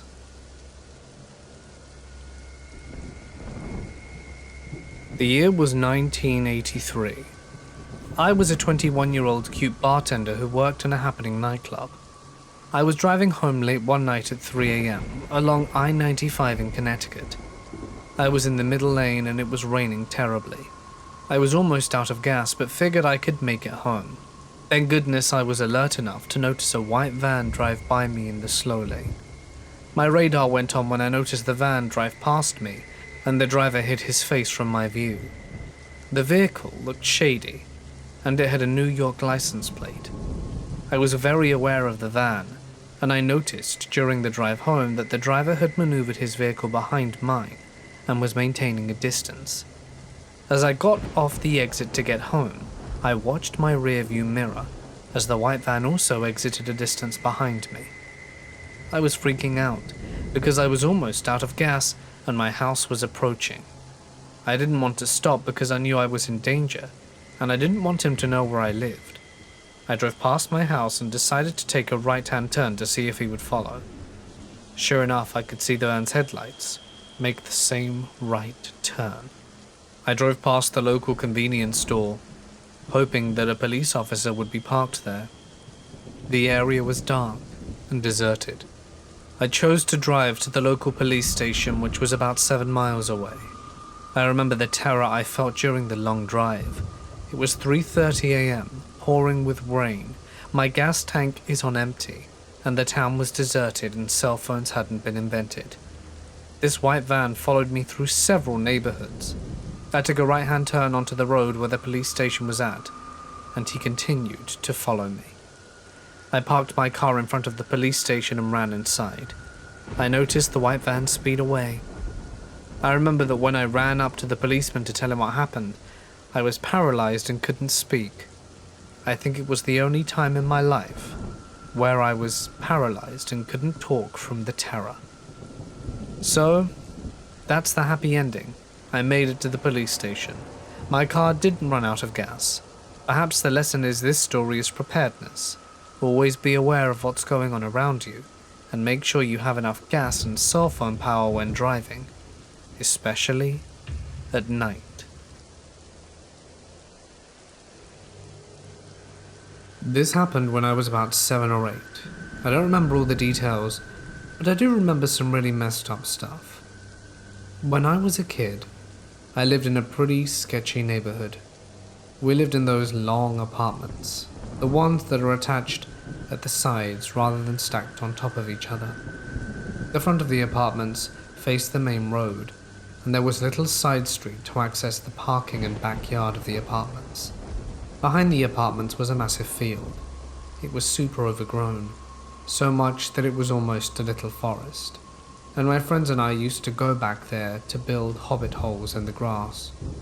My mum hated it when we went out there because there were some rough people that lived in the neighborhood, and she didn't like a group of 7-year-olds playing out there where people also shot up heroin. One day I was out in the woods by myself, just exploring and pretending to be Indiana Jones. That's when I saw something. I was coming out of the tall grass and I could see a little back alley in between the parking/houses and the woods, and I saw a deer lying in the grass. I thought it was just sleeping, so I crept up on it to try and scare it. I know, not cool, and when I got there I knew something was off. The deer was still and smelled horrible. I couldn't see its face, as if its back were facing me. But when I got up to it I nearly had a heart attack, when I saw that its entire stomach was ripped open and all of the insides were spewed on the ground. I wasn't a smart kid, but I knew that this was messed up. When I turned to run back home to tell my mum, I saw a second deer nailed to the tree next to the first. I don't know how I didn't notice this before, but its 2 front hooves were nailed above its head to the tree. Its stomach was cut open and the ribs had been broken to expose the gaping hole. As I stood there staring at it, a car drove past on the little alley. I remember it was a white car with tinted windows and was driving really slowly. I mean, everyone drove slowly on this alley because it was a residential street, but these people were barely even moving. I couldn't see inside, but I got the sinking feeling that they were just watching me. Obviously, I can't be certain that they were the people who mutilated the deer, but I'm 99% sure that it was. Once they were gone, I booked it home and told my mum the whole thing. She told me not to go to the field anymore. Great. And I happily agreed. I didn't particularly enjoy seeing a deer's insides, and I would have loved to just forget about the whole thing. For the next month or so, I saw that car everywhere. It would drive up the main road while I was playing in the front yard. It would drive down the back alley when I would be in the front yard. And I would even remember seeing it at the grocery store when my mum and I went shopping. That could have been another tinted window white car, but they were definitely stalking the house. It was always the white car, always the tinted windows, and always driving way too slowly to be normal. I told my mum about it, but she chalked it up to just being a neighbor down the road. One day my mum was out mowing the front lawn. Because of the way the apartments were set up, she had to push the lawnmower around all of the apartments to get to our backyard. Being the helpful little kid I was going to meet my mum out back to open the gate for her so she could put the lawnmower in the little shed. As I'm walking out to the gate, I see the car come along the back alley. Normally the car goes slow.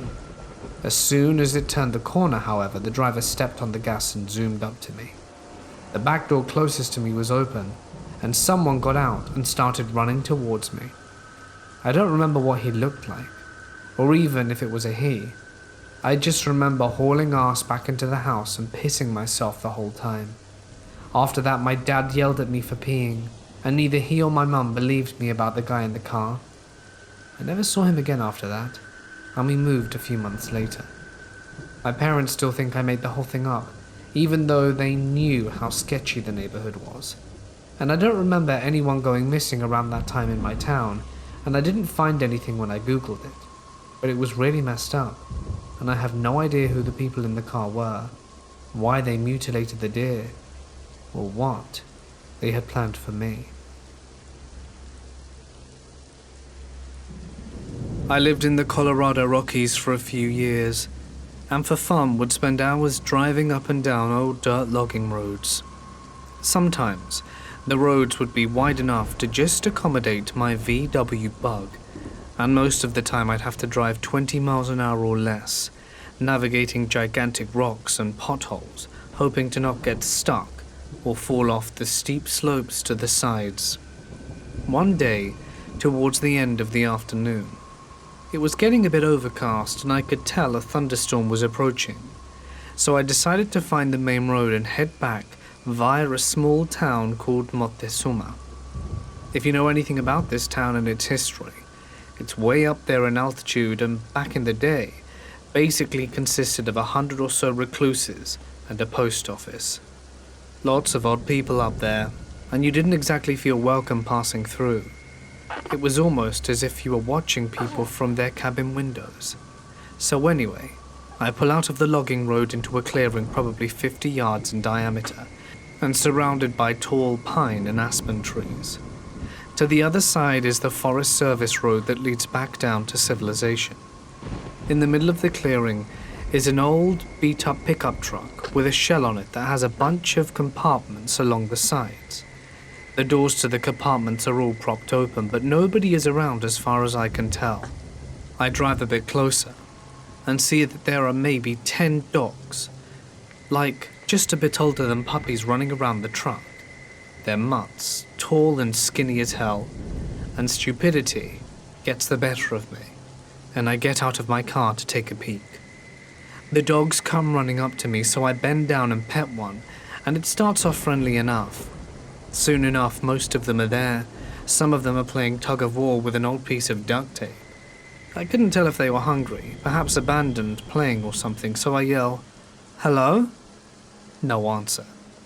I yell again, about a minute or so later, and at that moment I hear the very distinct impression that I'm being watched from the perimeter of the clearing. By then the dogs had surrounded me.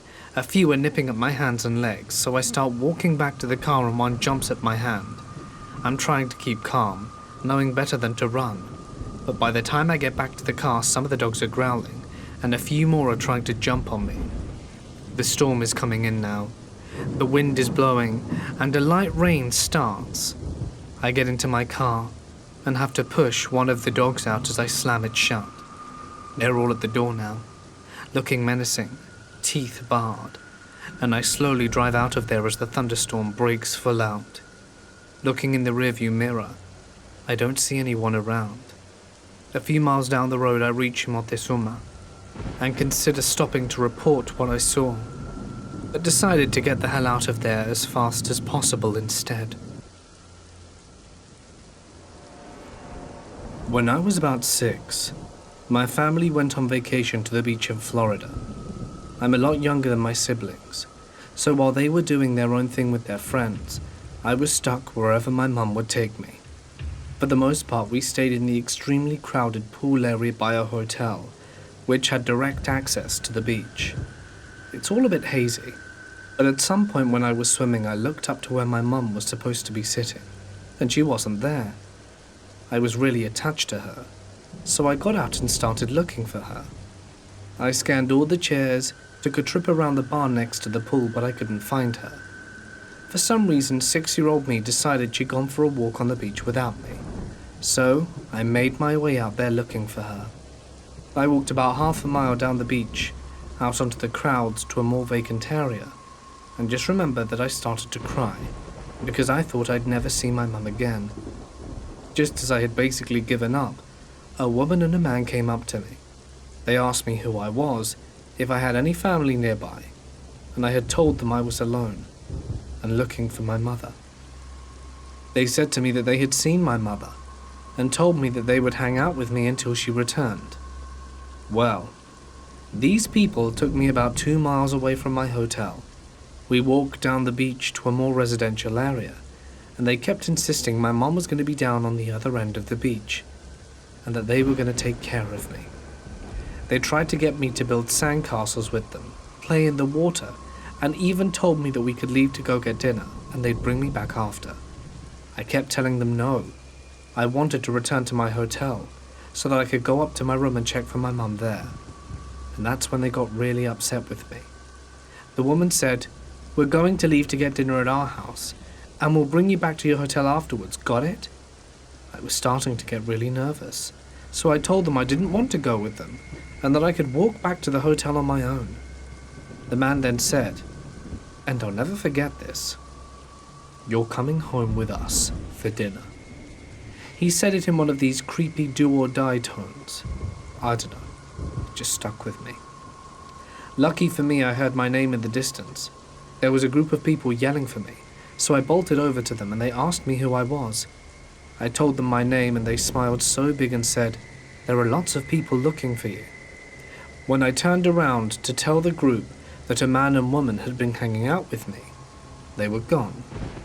The group, which actually ended up being hotel workers, took me back to the hotel where everyone was waiting. There was a fire truck, an ambulance, and a news crew, because I had been gone for over half the day. The entire pool area had been shut down in efforts to arrange search parties. My mother was sobbing, but all was okay. When I told the hotel workers what happened, they were extremely concerned. Apparently not even a week before, a child went missing in their beach access area. When the kid was found, he claimed a man and woman lured him out to their car, where they tried to forcibly take him home with them.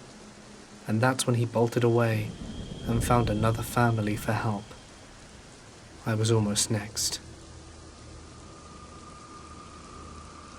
In 2016, I was camping in my troopy around the Daintree area in Australia.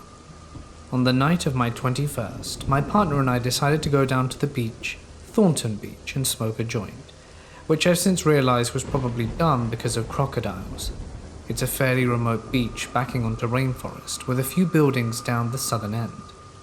We were sitting up near the tree line in the shadows from the moonlight and having a chat, having a smoke, when we hear the sound of a twig breaking and leaves crunching. We both spin around and look behind us, walking back towards the beach. When we didn't see anything, we assumed it was just an animal or a bird and walked a few meters down the beach to carry on the night. About 5 seconds after sitting down, a man walks out of the rainforest from exactly where we were previously sitting and makes a beeline for the water.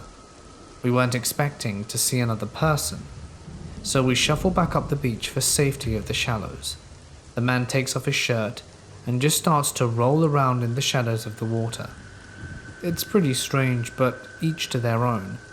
He does this for 5 minutes before he gets up, stands in the water, faces the ocean for another 5 minutes, then turns around.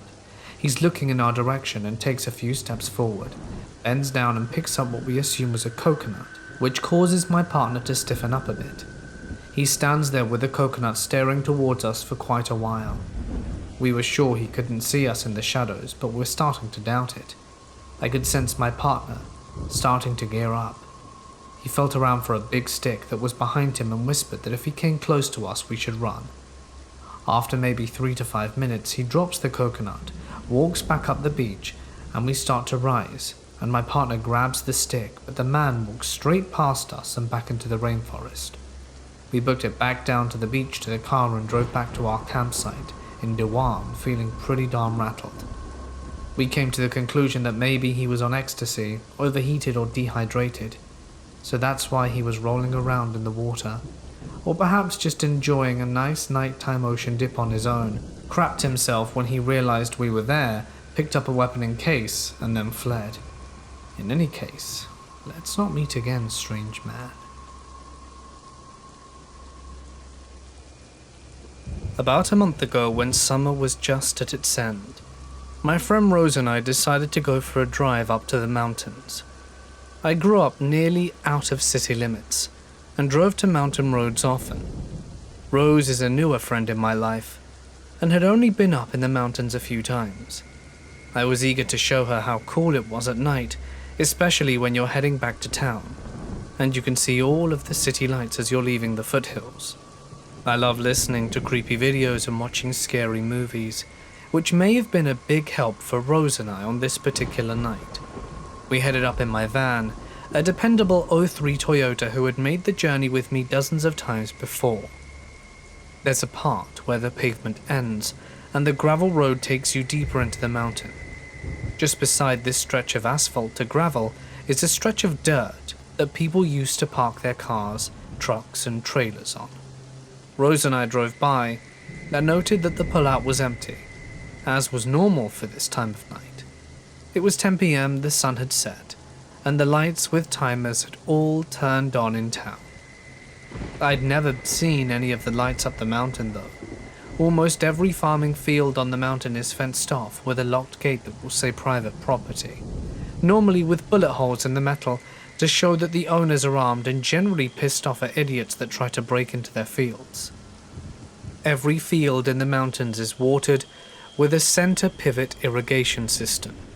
Those are the long, repeatedly arched systems with metal frames and wheels that are commonly seen all over the United States agricultural districts. I'd seen a few irrigational systems in town that had lights with timers on them, so at first I wasn't too surprised when I saw one light in a field. We'd only gone a quarter of a mile in by now, but then I remembered that not only had the light not been there before, it was in the wrong place. Oh crap, I sighed, which was probably not what Rose wanted to hear in the middle of her first nighttime mountain excursion. "What's up?" Rose asked. Well, I know farmers are harvesting now, so I guess a light in a field makes sense, but at the same time I've never seen one like that before. I say that, gesturing off to our right, where there is a very random amber light at the edge of a field.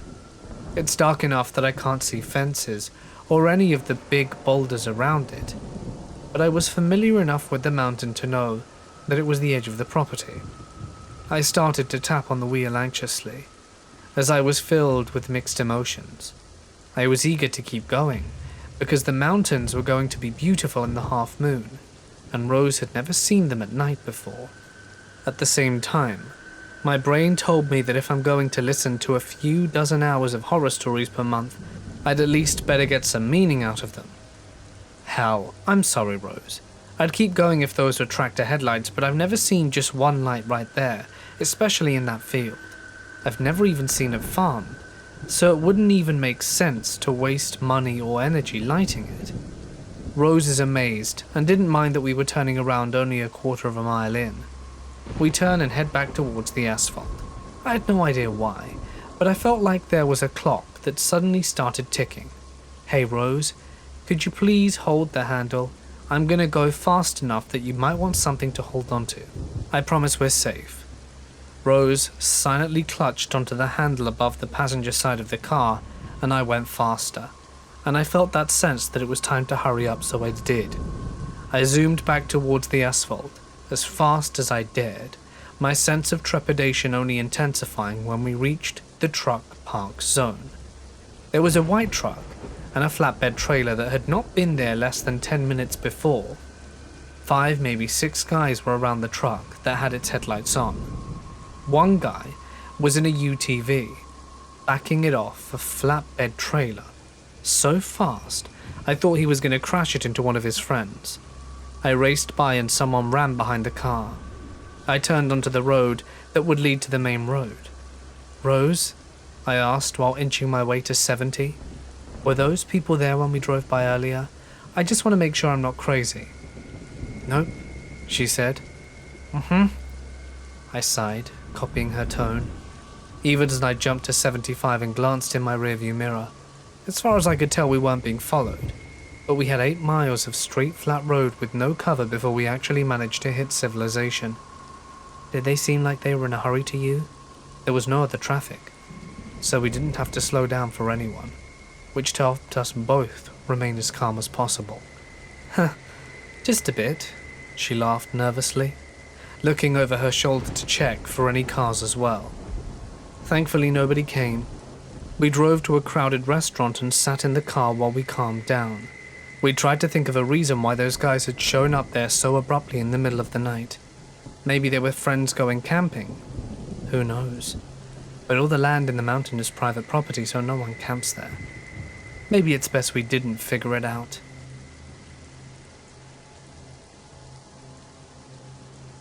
This happened years ago, when I was maybe 17. I'm 24 now. My family was on vacation and we were staying in a resort in Southern California on the beach. The resort had 2 buildings, one directly by the beach and one was across the street. We were staying in the building across the street. My cousin and sister and myself decided to go sit on the beach one night. It was probably 9 p.m. There were usually a few people out walking or playing around, but on this night there was no one, except for a few couples walking by randomly. We sat down on some towels and watched the water from a good distance. We were chatting and telling stories when we noticed a man walking around us. going to the water, back to the walkway leading up to the resorts, back and forth. He got closer and closer to us until he was so close he stopped on the edge of our towels. He was a big man with shaggy blonde hair. My sister suggested we go down to the water and he followed. At this point we knew he was following us, so we decided to leave.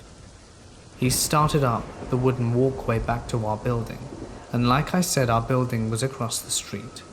To get to it, you had to pass through a little alleyway. The alley was well lit, and the street was relatively busy, but there was a parking garage adjacent to the alleyway. My head immediately told me not to walk past the parking garage. We were facing the alleyway, about to walk through. This guy is right behind us, and I loudly said, "Hey, wait, let me beat off my sandals." We stopped and took off our shoes and beat the sand out of them. The man passed us reluctantly, so close he was almost touching us. That's when I saw his eyes for the first time. He was definitely on something. His pupils looked messed up. His eyes were as wide as saucers. He passed us slowly and went, where? Directly into the parking garage. I knew he was waiting for us, so we ran. Over the wooden walkway and onto the beach, through the sand to the next walkway, which led up to another building's pool area, and he was behind us again, chasing us, running at full force. We got into the pool area and the man stopped.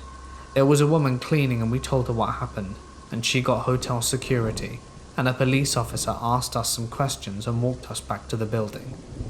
I was scared by this experience for a while, and will not go to the beach at night again without my very large and tough fiancé by my side, ever. So beach creeper, let's not meet.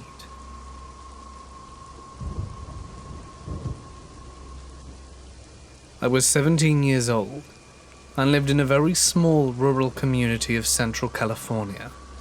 It was late spring of 1996. My best friend and I were bored and decided to take a drive, something we did frequently. Bear in mind that where I lived was basically surrounded on one side by mountains and the other by over 80 miles of flat, sandy valley. It was around 11 p.m. and we had been driving out towards the valley on a dirt road for about an hour, descending down into the valley from the hills. I spot a glimmer of reddish-orange light. We of course drive another 20 minutes towards the glimmer and come upon it. Coals. The glimmer was embers or coals of a fire. Where we were there was nothing, and I mean nothing, no bushes, no trees, no hills, nothing for at least 10 miles in either direction. Flat. We shined a handheld spotlight all around and didn't see anybody or anything. We decided the proper thing to do was to turn the truck around and throw dirt on the embers by spinning the truck tires. As my friend backed up the truck, I looked out my rolled down window, and not 5 feet from me was the largest man I've ever seen. Black, shirtless, bald, wearing only denim shorts, at least 6'5", 300 pounds, and staring right at me. I yelled, "Drive!" and without even looking, my buddy tears out of there. When I catch my breath, I explained what I saw. He's still driving to 50 to 60 miles an hour on a dirt back road towards town, which at that speed, we could easily reach town in 30 minutes. Of course, my buddy never saw anyone, and he and I both think I'm losing my mind. Remember, there was nothing outside there beside the coals, no car, no motorcycle, nothing. No way for anyone to be out there other than by foot. I should also mention that heading back to town, there are a large number of dirt roads in, and I'm talking hundreds. Trails, roads, hills. Hell, we were in a 4x4 and could have made our own road if we wanted to. We ended up coming down a rarely used dirt road, and on the last curve before the pavement, just outside of town, the same man steps out from behind a tree, looks at us, shakes his finger and head at us as if he was scolding a child. We both saw him this time, and when we looked back, he was gone. This is the only story in my life I have no explanation for. First, there is no possible way this person could have just known which way we would have gone back into town, especially with enough time to hide and wait for us. Second, And I know I already said it, but there was no vehicle out in the flats. There just wasn't. To this day, I get the creeps just thinking about it. At the time of this story, I was around 13. I used to take horseback riding lessons at the center and had to travel pretty far from home to get there. Since there's no public transport where I live, they provided a shuttle to collect us at certain locations and hours. The nearest shuttle stop to my city was a city exit. Basically, this city exit was a huge traffic roundabout leading to the city ring, some huge avenues with sports centers, and the entrance of a park and forest, where the riding stables were, and also known for prostitutes.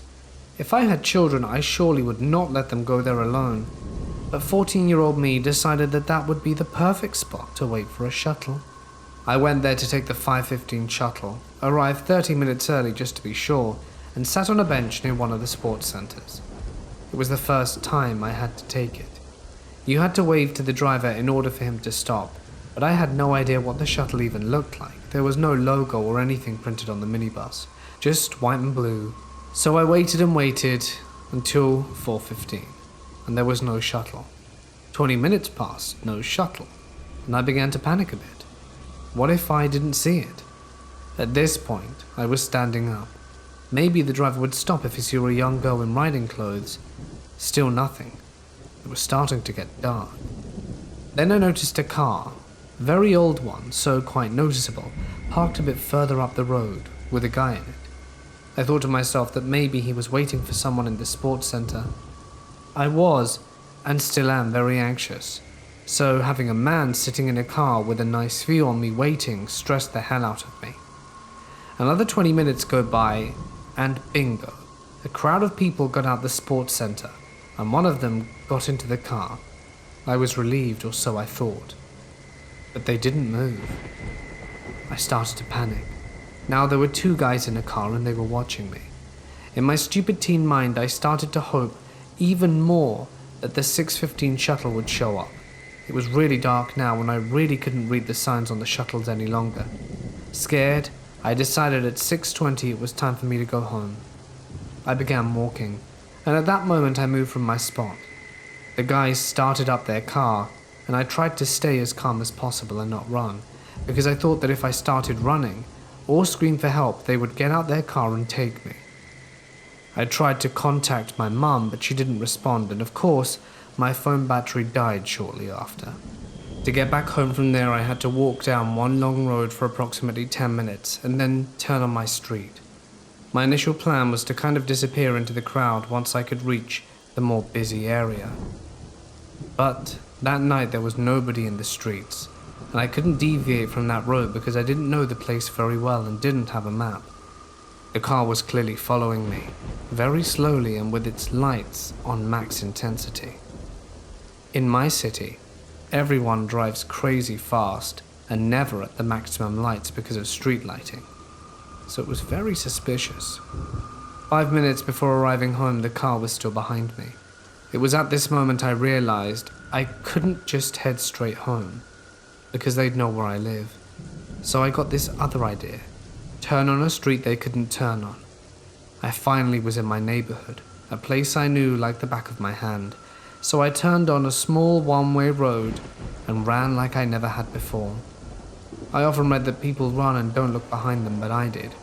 I saw their car had stopped at the turn. They couldn't drive there because other cars were passing in the street. It was game over.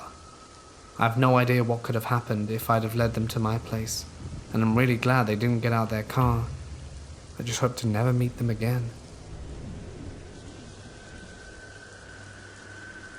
I've been an amateur astronomer since a preteen, and have spent hundreds of hours under the night sky, and have been taking astrophotos for several years now. In all that time I've seen a lot of cool and interesting things in the sky, but never anything I couldn't explain. Around 3 years ago I was setting up for a night of imaging, and called my wife out to the backyard to look at a few things before starting the image run. I was slewing the scope over the Great Globular Cluster in Hercules when I caught a strange red-orange light, almost a point source, out of the corner of my eye, moving towards us from northwest to southeast. I think I said aloud, "What the hell is that?" as I couldn't see any anti-collision lights. It was very bright and in the wrong place and moving in the wrong direction for the approach to the regional airport about 8 miles away. As it got closer, I saw another one further away and through the trees, which was soon joined by another. Both my wife and I just stared, stunned and slightly on edge. As for the next 20 minutes, these lights tracked nearly overhead, more than 24 of them. Some in pairs, some in trios in a triangle formation, completely silent, as a few flew past and disappeared off into the east. At some point I remembered my phone took some video, but of course the typical shaky and blurry crap you always see when people claim to have captured UFO footage. Both my wife and I have terminal degrees and are both research scientists, and all of our training makes us skeptical of unsubstantiated claims demanding evidence before accepting, but neither of us have come up with a satisfying explanation for what we saw that night. We thought maybe Chinese lanterns, but checked the weather conditions, including flight weather, and the winds aloft were from the south. So, if what we saw were lanterns, then they moved against the prevailing wind.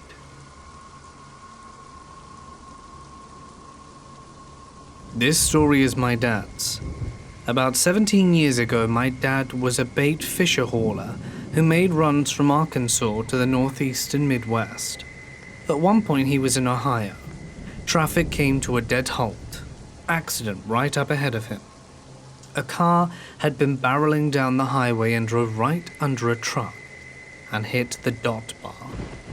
Dad noticed the smoke, figured it meant a fire was starting up, so he jumped out and ran up the back of the truck, where a bunch of other truckers and some drivers were. An engine fire was indeed starting, and there were 2 kids in the back seat of the car, real disoriented from the impact. The back passenger window was too small in the car for them to smash open to get the kids out, so they had to go through the front passenger window. Dad was the only one with a small enough frame of the group willing to climb in, so he did. Unfortunately, the driver was too stupid and hadn't been wearing a seatbelt. He'd been decapitated, and his body was laying over the passenger seat. So my dad had to climb over him between the front seat and pull 2 kids out who were basically dead weight out. He managed to do so. The car was mostly engulfed in flames about 15 minutes later. They handed the kids off to an elderly couple, who took them back to their car and cleaned the blood off them, and gave them some sandwiches they'd packed. State troopers got there a while later, took statements, and all of that from everyone. The state boys went back and checked on the kids. They were mostly fine, a little bit shaken up. The oldest one was a little girl, and Dad had a chuckle at one point when the little girl said, "Mama's gonna be mad at Daddy this time." Made him wonder what other bonehead moves the dude had done in the past. I remember when Dad came home after that run. He had a styrofoam ice chest with him, and his clothes were in ice water. Those clothes had been absolutely drenched in blood. Luckily, it all came out in the wash, which was good, because they were his favorite jeans. This happened on a trip sanctioned by my former high school. We went to Russia and had a wonderful time in Moscow and St. Petersburg. The travel agency, in a bid to get more money, offered us an extension to Tallinn, Estonia, and Helsinki, Finland. Being school kids out of the United States, some of us for the first time, of course we took it. We took an uneventful trip on a bus to Estonia and then a ship to cross the Baltic Sea into Finland. The trip leader decided we had been pretty damn responsible for the past week and a half and told us we could sit and eat wherever we wanted and told us where to find him. We had lunch on the ship, and that's when things turned creepy. A group of girls had claimed a table to themselves, and they were just chatting and eating. Then a man came up and spoke to them, in Russian. They apologized and said they could only speak English, and he left. Then he came back a few minutes later and sat at the table right next to them. After a few minutes of having him stare at them, they moved to a different table in a different part of the ship. A few minutes later, the same man appeared and sat right next to them again. Then one of them saw him take out a camera and snap a few pics of them. Having enough of this, the group set off to find a parent or teacher. They hit the jackpot, and most of the teachers and a few parents were sitting together, and they told them what was happening. The trip leader went off to find some employee on the ship to help us out, and the rest all came to the table of girls. Once the adults came crowding in, the man left. The girls all felt better, but stuck with the adults just to be safe. Then one girl, Mary, went to the bathroom. She knew another person was already in them, and she felt safe enough to go on her own. Then, on her way, she saw the same creepy man from before. She hurried past, outside the ladies' room, and turned back. He was waiting for her at the end of the hall. She went into the bathroom and began hyperventilating. What she didn't know was that one of the dads followed her just to be on the safe side, and he saw her being followed. He brushed right past the creepy man and stood guard at the bathroom door, being sure to give the man a proper glare, and he walked off in a hurry. Once he was gone, he knocked on the bathroom door and told her that he would wait for her, and it was safe to come out. The trip leader found someone who spoke English and told them what had happened, and they said that they would keep a lookout for the man and make sure he was stopped if he was caught leaving the ship. The story happened in the summer of '09. I spoke to the parent who stood guard in the bathroom a few years later, and he said he remembered the man was short, had a beard, and he ran off when the parents waved at a security camera and then pointed at him, if you wanted more context. But no one saw him again after that, so I assumed that he was caught somewhere, or else he snuck off with his pictures of underage girls. Creepy pervert. When I was a little girl, I lived in an apartment complex with my mother.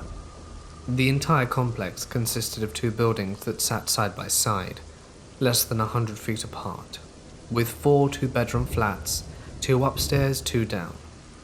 We lived about 100 yards from the hill, from a major 5-lane road, but you never would have known that due to the thick woods that bordered the complex on 3 sides. The last side was an area cut for power lines that ran next to our driveways, with a graveyard directly beyond it. It would go without saying that this setup was a recipe for many childish shenanigans as well as creepy encounters. On the front side of the complex and along the power line side were thick blackberry brambles. They weren't quite as thick along the power line area, but in the front of the apartment you couldn't stick your arm out without being torn apart by thorns, and it was so thick it was nearly impossible to push through. This information will be relevant later. I was the only young child that lived there full time, and all the neighbors were, to the best of my knowledge, fond of me. I was active in Girl Scouts, so when it was time, I would go around to all the neighbors for orders. When the cookies came in, I'd get my little wagon and deliver them to the neighbors by myself, because my mother knew and trusted them. The day this happened, I had taken my wagon to the other building to deliver cookies. I hadn't meant to stay as long as I had, but my mother's friend's husband had bought some new fish. I was fascinated with their aquarium and had spent about 45 minutes helping them pick out names. And when I began to walk back, dusk had fallen. I had walked about 7 steps off the porch when I got a bad feeling. Now that I'm older, I understand that I've learned to listen to my intuition. I stopped for a second to settle my stomach and I heard a noise. When I looked to the front of the apartment where the blackberries were the most thick, initially I couldn't see anything. I forget exactly what alerted me to his presence, but I think he flicked a light or something. It was like he was trying to purposefully alert me of his presence. The second I saw him, I froze. He had shoulder-length, stringy black hair, bad skin, and looked like a skeleton. Knowing what I know now, I imagine he was probably strung out. I realized when he knew I saw him because his face split into a wicked, not at all friendly grin, and then he began tearing his way through the blackberry brambles towards me. I began running towards my house while screaming bloody murder.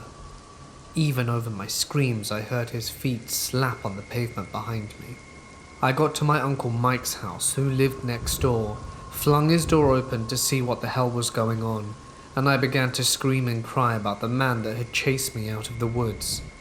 But by this point the man had disappeared. Mike hadn't seen him, so initially he thought I let my imagination run away with me. But when they looked at the area I said he'd emerged from, there was a clear area of broken brush and blood from where he'd been cut by the thorns.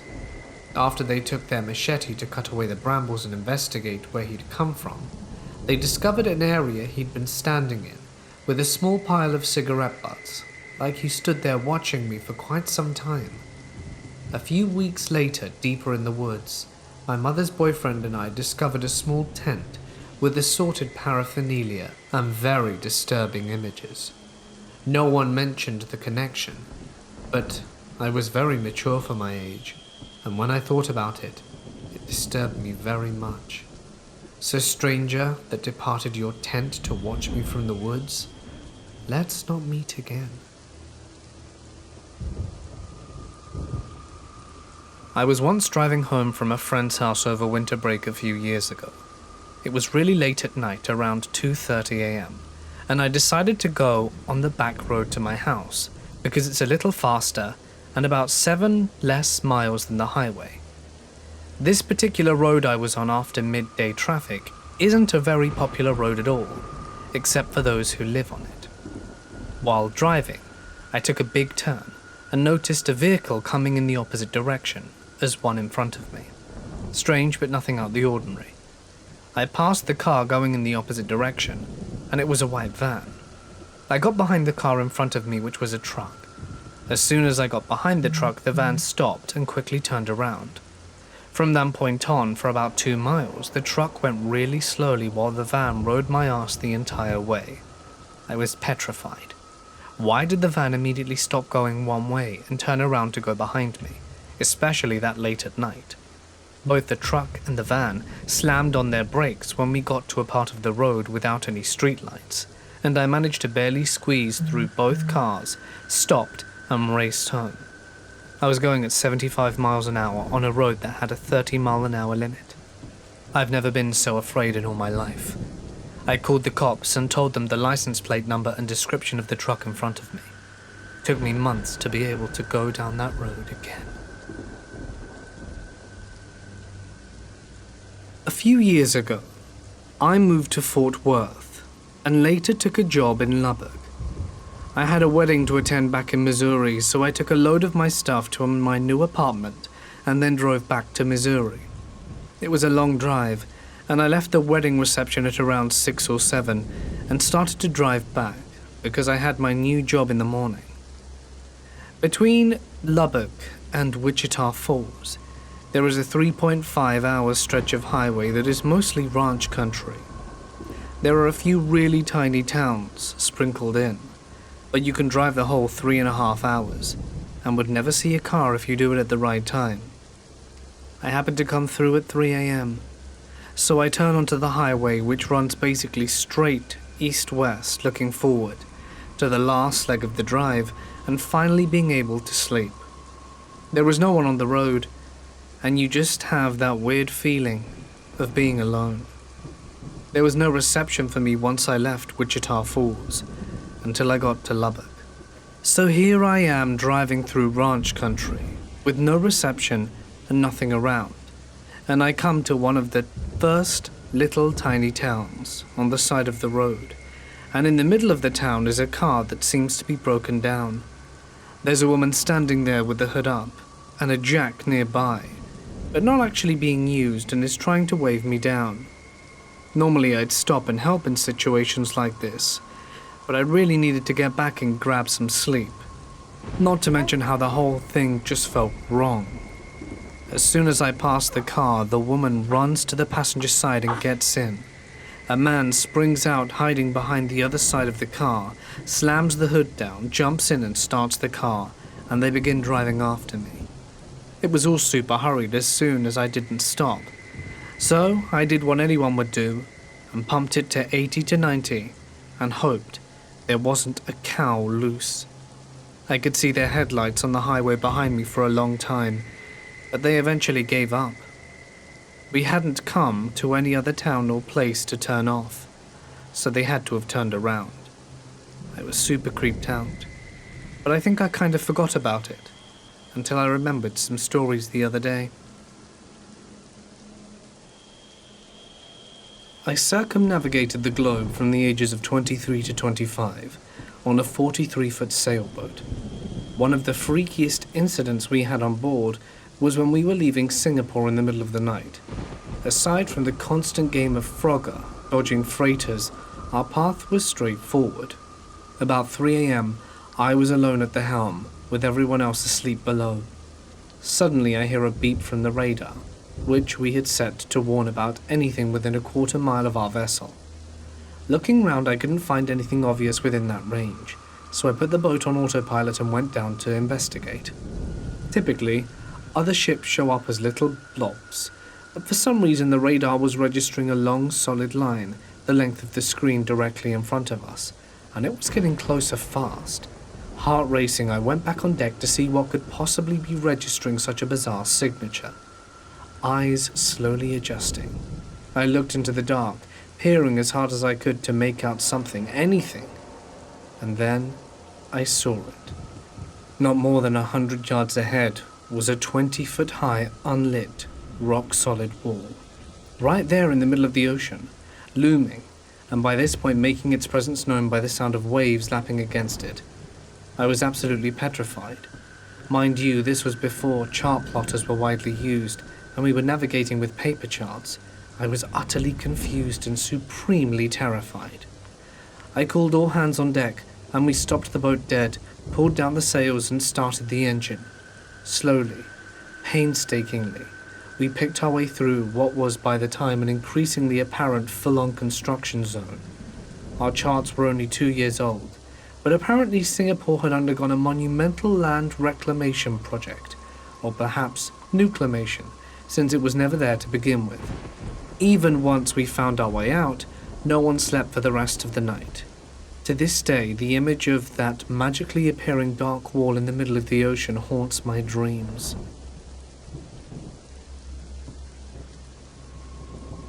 This happened around 2 years ago.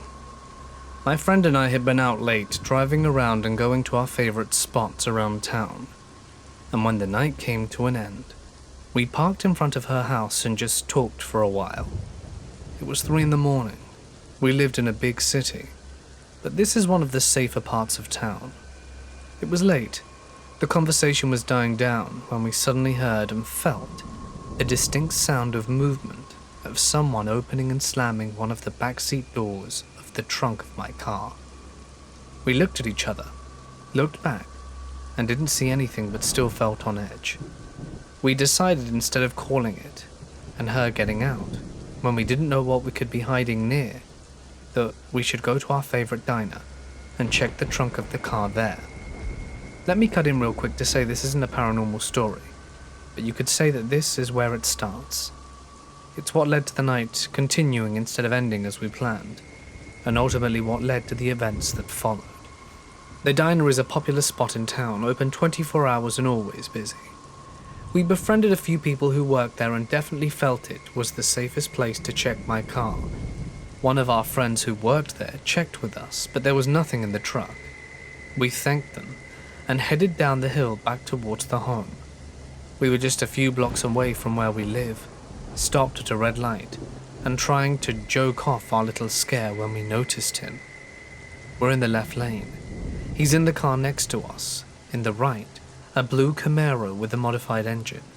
He was distinctive, bright blue eyes and several tattoos on his arms and face that we could see. The one I remember most vividly, there's the red teardrop tattoo underneath his left eye. Our windows were up, and our doors were locked. He rolled down his window and started catcalling us. We laughed and ignored him. This was normal. We could see his friend in that front seat, laughing too. Then his catcalls changed. "Hey, I'm not from here. Come hang out. Hop in." We started feeling a little more uncomfortable. We double-checked to make sure my doors were locked. The lights were taking forever. but it was a straight shot to my friend's place. That's when he got out the car, keys still in his ignition, and engine still on. "Hey, I'm not from here, I'm not from here," he started yelling, as he banged on my passenger window and pulled on the door handle.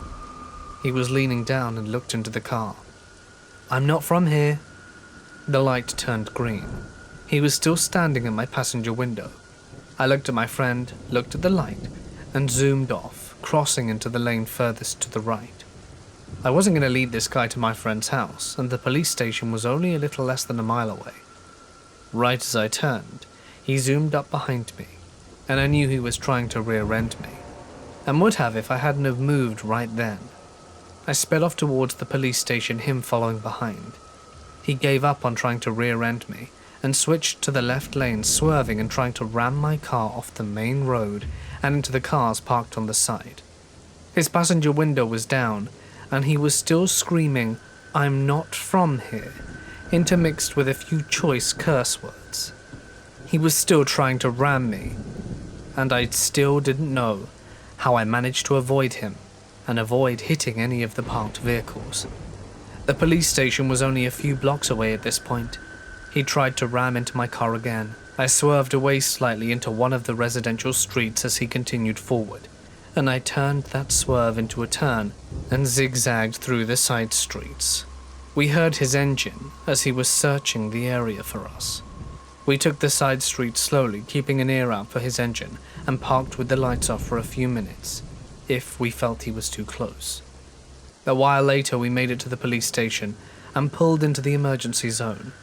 The entire chase took less than 5 minutes, but it felt like hours. We dialed 911, something we hadn't thought to do at the height of it all. One came outside to escort us to our homes.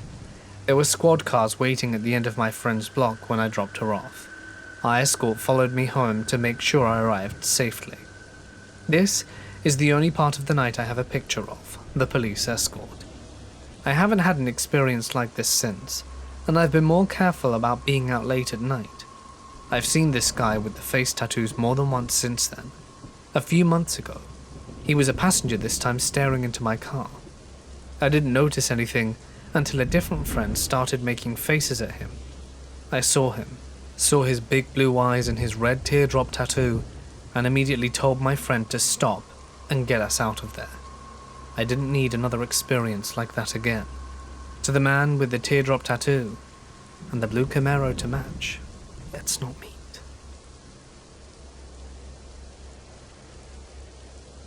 Working on ships. There was one night I was on a ship sailing through Alaskan waters, and it happened to me my first night ever seeing the northern lights. I can't believe how awesome that was. Made the night look like it was dusk, and we were able to see clearly for miles. Few buddies and I hit the roof, or what we call the Lido deck, at 1 AM just to gaze at it. An hour or so in, there were 6 of us on top, nearly the entire crew. A big white spot then shines at us. We were near land, but where the spot was above the water, and it wasn't low enough to be a ship. This was very high up. It shined on us for 15 to 20 seconds, and once the light turned off, we looked to see what it was, but saw nothing. No trace of an aircraft or anything. A few minutes go by and the same light shined on us again. This time it was on the other side of our vessel, above mountains, still unable to see what it was. We all saw it. We have all never seen any aircrafts hovering above these waters, especially at 2 AM. We don't know what it was. We think it might have been some sort of silenced aircraft the military were probably doing drills on or something. But anyway, that's one of the weirdest things that's ever happened to us in the ocean. I started kayaking a few weeks ago. Every Friday my trainer Gabby and I would go kayaking on the Rhine River, and every other Monday we have training in an indoor swimming pool to improve our paddle techniques, getting out of the kayak underwater or doing the Eskimo roll. Anyway, one Friday we got out onto the Rhine River, and like always we paddled our way to a little island that is under conservation. It sits pretty much in the middle of the river, and you're not allowed to go up there. When we paddled to the bank, we spotted a backpack in the water. Naturally, we questioned how it got there. I thought someone might have been trespassing on the island and lost it, or simply littered it, but Gabby mentioned that it was more likely to be stolen, and that the valuables had been taken and the backpack then discarded across the bridge, and that it floated here until it got stuck at the bank of the island. Because we were super curious, we retrieved it, which turned out to be heavy, because it had been soaked. We took a look inside and found a few chargers, a pack of crisps, a Snickers, a notebook, calendar, and some paper that was no longer legible. We decided to take the backpack with us to inspect further. After putting all the kayak stuff away, we looked closer. Gabby found a set of keys, but we didn't see a phone or wallet, confirming Gabby's assumption that it had been stolen. I took the calendar to see if I could find any info about the previous owner, and even though it had been in the water for some time, you could still read most of the notes the man wrote down. We found quite a few appointments written down, and a confirmation of a doctor's appointment, which gave us the name of the owner. Gabby said that she would let the backpack dry, take it home and contact the doctor to let him know about finding his patient's belongings. I was unable to go kayaking next week as I was visiting my grandma, but the Monday after, we went back to training, and I wanted to ask Gabby if she had any update about the backpack, but due to traffic, she ran a bit late and I simply forgot about it. After training though, Gabby came up to me and told me that she needed to update me about the backpack story. It took me a moment to realize what she had said. The backpack owner had died. I wanted to know how she found out. Apparently she called his doctor, and she said before wanting to call him she simply googled the name, and what she found out was a missing persons report. The police said that if anyone knew anything about the man, to speak to them directly, so she did. I asked how she knew he was dead, and she said when the police came back and retrieved the backpack, they handed her a form saying she would let them have the backpack of the deceased person. Gabby said that she felt sick after receiving the info that the guy was dead, and that she thinks he may have ended his life because we have seen so many doctor's appointments in the calendar. We wonder if the man drowned himself with the backpack, or if he just threw it in the water so something personal of his would be found, even if his remains weren't. That got me quite a bit. I had been struggling with mental illness myself, and see myself as an overall empathetic person, so it was easy for me to see how the guy must have struggled. The despair he felt right before taking his own life, the void of his soul and absolute nothingness, the reason to live that he ran out of. If he had drowned himself, was it because the water gave him peace? Gabby and I still talk about it. He won't be forgotten by us. I hope from the bottom of my heart that he has now found the peace that he couldn't find while being alive. My girlfriend and I were going on a backpacking trip in NorCal. She had worked that afternoon until 5, so we didn't hit the back roads to the mountains off the highway until just before dark. The route we took was plenty familiar and went through a nice country area. This was our second trip to the same place. Only the first time we came there happened to be during an OHV competition, so the place was really populated. This time it was not, and my girlfriend joked about the movie where a serial killer cleaned out a town and just kind of played shop after killing everyone. Of course, she then fell asleep, leaving me up with our dog alone. The whole drive through the town, and then the farmlands went by without meeting a single person. When we finally started our descent of the unmaintained mountain access roads, I get that nagging feeling that someone's there, and you just can't see them. So I turn on the CB to hear only nearby traffic from campers or all-night trail drivers and get nothing. Now this truck is 22 years old and has some issues now and then, but about 2 hours into the mountain, the pitch black in the cab gets interrupted by an orange check light, which goes back off about a minute later. It's now dark enough that I turn on the overhead power light to give myself some comfort to our surroundings. Just then, the CB, which I forgot was on, squealed out the worst static ever, and I jumped to turn it off. Looking back up, this huge deer was standing in the road, and I had to slam on the brakes, stalling the truck and bringing back the engine check light on. Now it's dark, the truck's off, and the check engine light is on, and the damn dog starts whining. I try the key and the engine whines, but no start. I sit there and wait a while, and hallelujah, it worked. And we got to the trailhead. Surprisingly, we found around 10 cars parked, which is a hell of a lot more than comfort permits, especially so far out alone. And when I get out of the cab, I notice a group of around 8 sitting on the overlook. They turn to me and say, "Glad you made it all right." I later realized that vantage point made it so that someone was able to watch us the whole 3-hour drive up the mountain. All the while I sat in the cab feeling so damn alone. Sure helps you remember there's always someone out there watching you, even if you think you're alone. This is one of my earliest creepy encounters. I was probably between the ages of 11 and 13 at the time, and it must have been around 1995. It was the weekend because I was hanging out late with my best friend. One of our favorite things to do at that age was rent movies and pop enormous amounts of popcorn to drench in butter and salt. We nearly always did this at my place. My parents were cooler, and we could stay up a bit later, make more noise, and it also helped that we could walk to the video stop from my house. Imagine my house at one corner of the street and the video store at the other.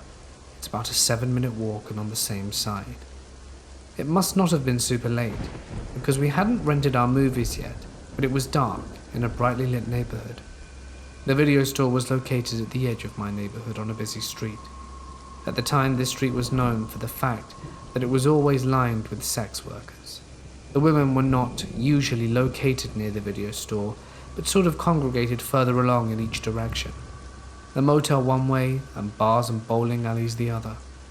My mum was always very open with me about dangers, and I was always very aware and alert on the street, even though I had never felt unsafe before. It is very populated, but I guess it attracted creeps nonetheless.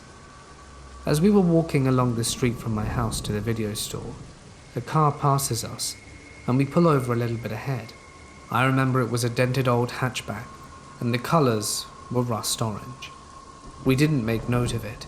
It was a residential street, and that's where people parked. As we got closer, I did note the passenger window was down. As we passed, the man inside shouted, "Hey!"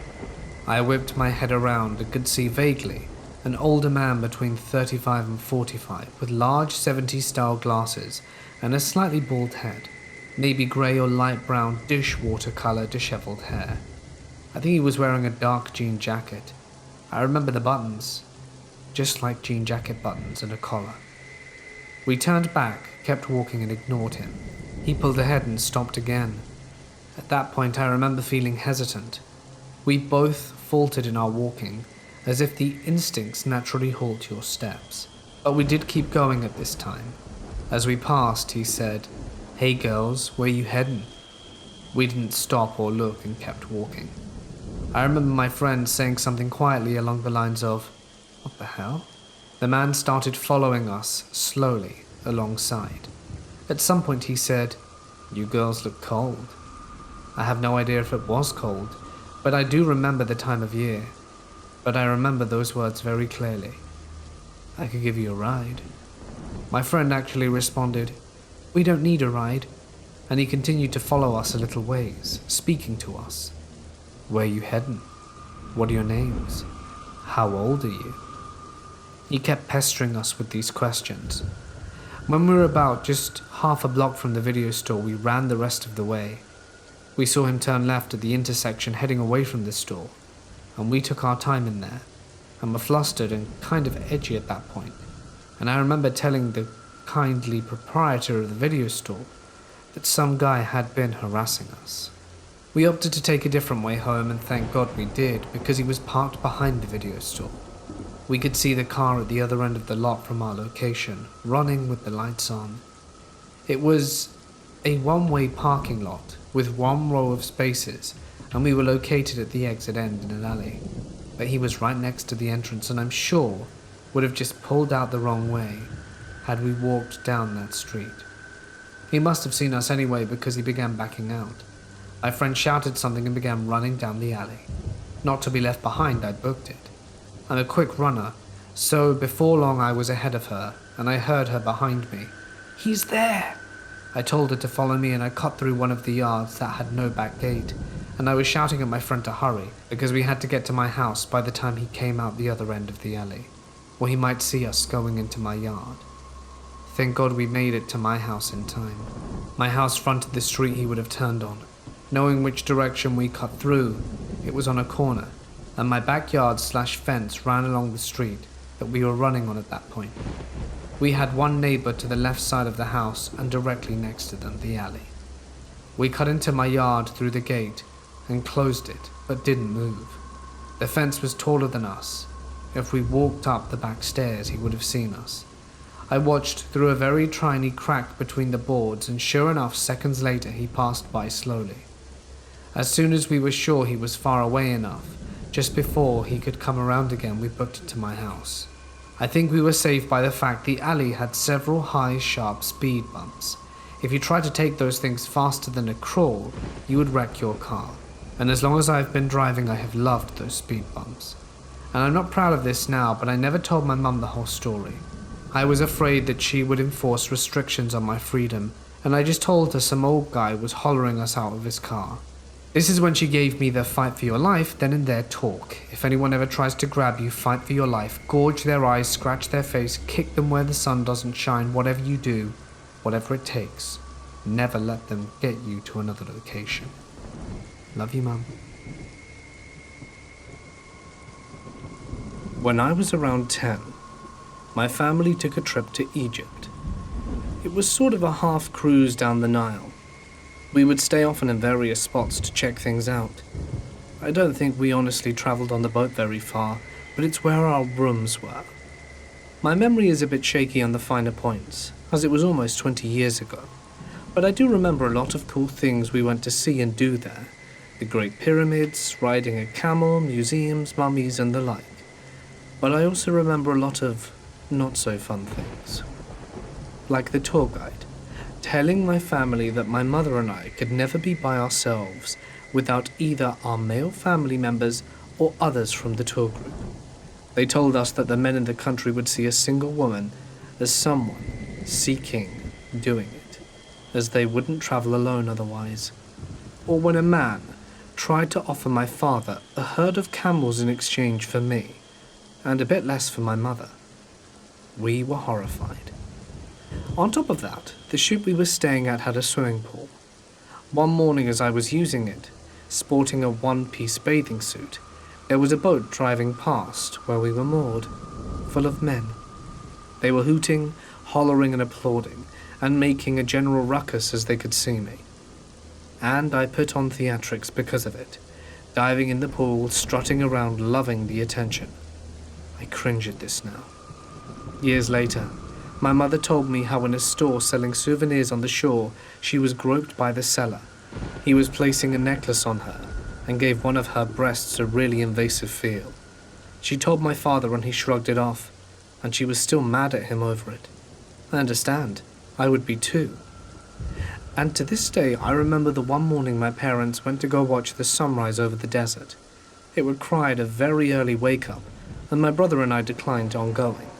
So while my parents were out in the desert looking at the sun, my brother still sleeping, I decided to go to the pool.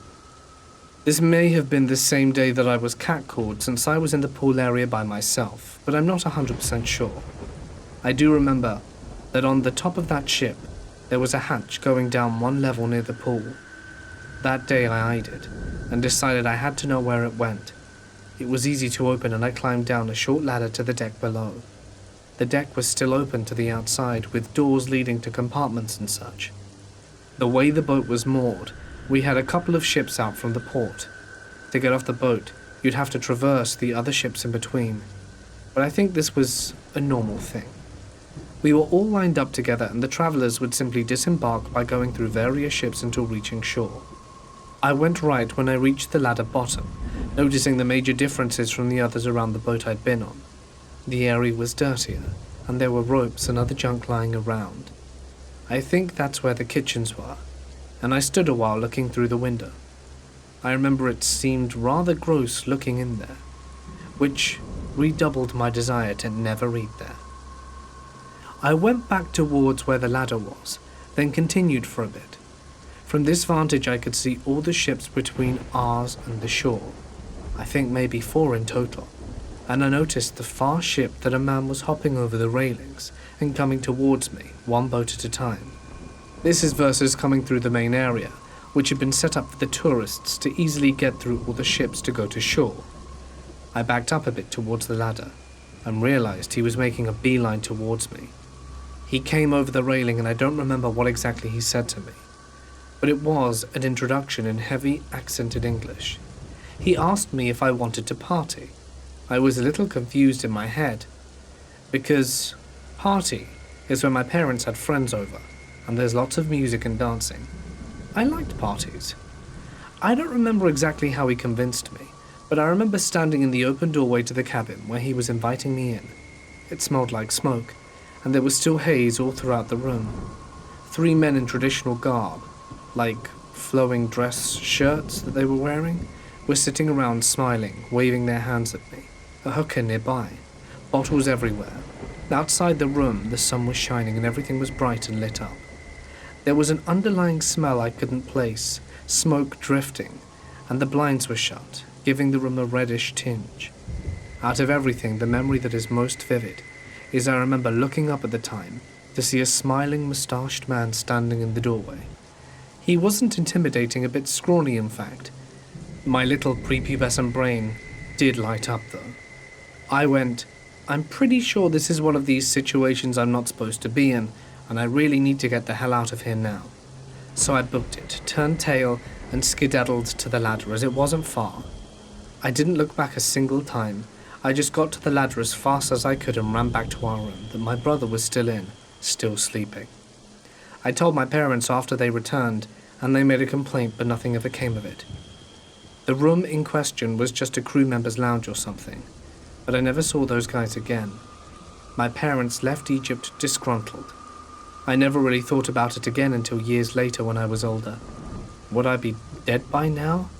Sold into a trafficking ring? Married to some Egyptian guy with a bunch of kids? It makes me shudder to think about. And I'm grateful that my school did cover a little, although not enough, stranger danger. It was enough to make me reject the very friendly guy and realize it was a bad situation. With all the weird situations that happened on that trip, and the fascination I apparently held for being so young, I can't help but feel that something terrible would have happened if I'd have gone to that room.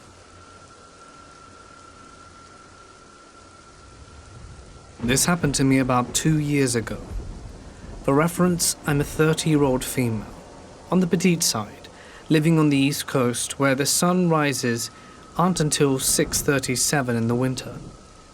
I worked opening shift to Starbucks as a manager, and on these particular shifts, I picked up the girl I opened with because she lived nearby and didn't have a car. This takes place at around 4:30 in the morning and it's very dark. I'm driving down an empty main road, decently close to the girl's apartment complex, when an old kind of beat-up forest green sedan seemingly comes out of nowhere and is behind me. We're the only cars on the road. I turn on my blinkers to turn a light on at the way of the complex, which is in a very dark area behind a bunch of offices and developments. I'm about 5 minutes away. The first red flag for me is how quickly the car turns on their blinkers after I do. They start speeding up a bit. I speed up, and they match my speed. I get a bad feeling, so I figured I'd take an unexpected turn to lose them and circle back. As soon as my blinker turns on, so do theirs. Any turn I take, they are taking it too. I'm freaking out after a few minutes of trying to lose them, so I pull into a nursing home and assume they'll give up. Well, so do they with no turn signals. Mind you, because they weren't expecting it, and they're parking across from me. I see the driver, and it's a woman, probably in her 50s with a small white dog. She looks slightly unkempt, but not crazy or out of it, just a dumpy little middle-aged woman. She rolls down her window, so I roll down mine and ask, "Is everything okay?" She replies in a sort of mumble. "I thought you were my friend," She has the same kind of car, or something along those lines. I've never seen her before, so I say, "Okay, no problem, have a good day." Weird. I shrug it off and go my own way.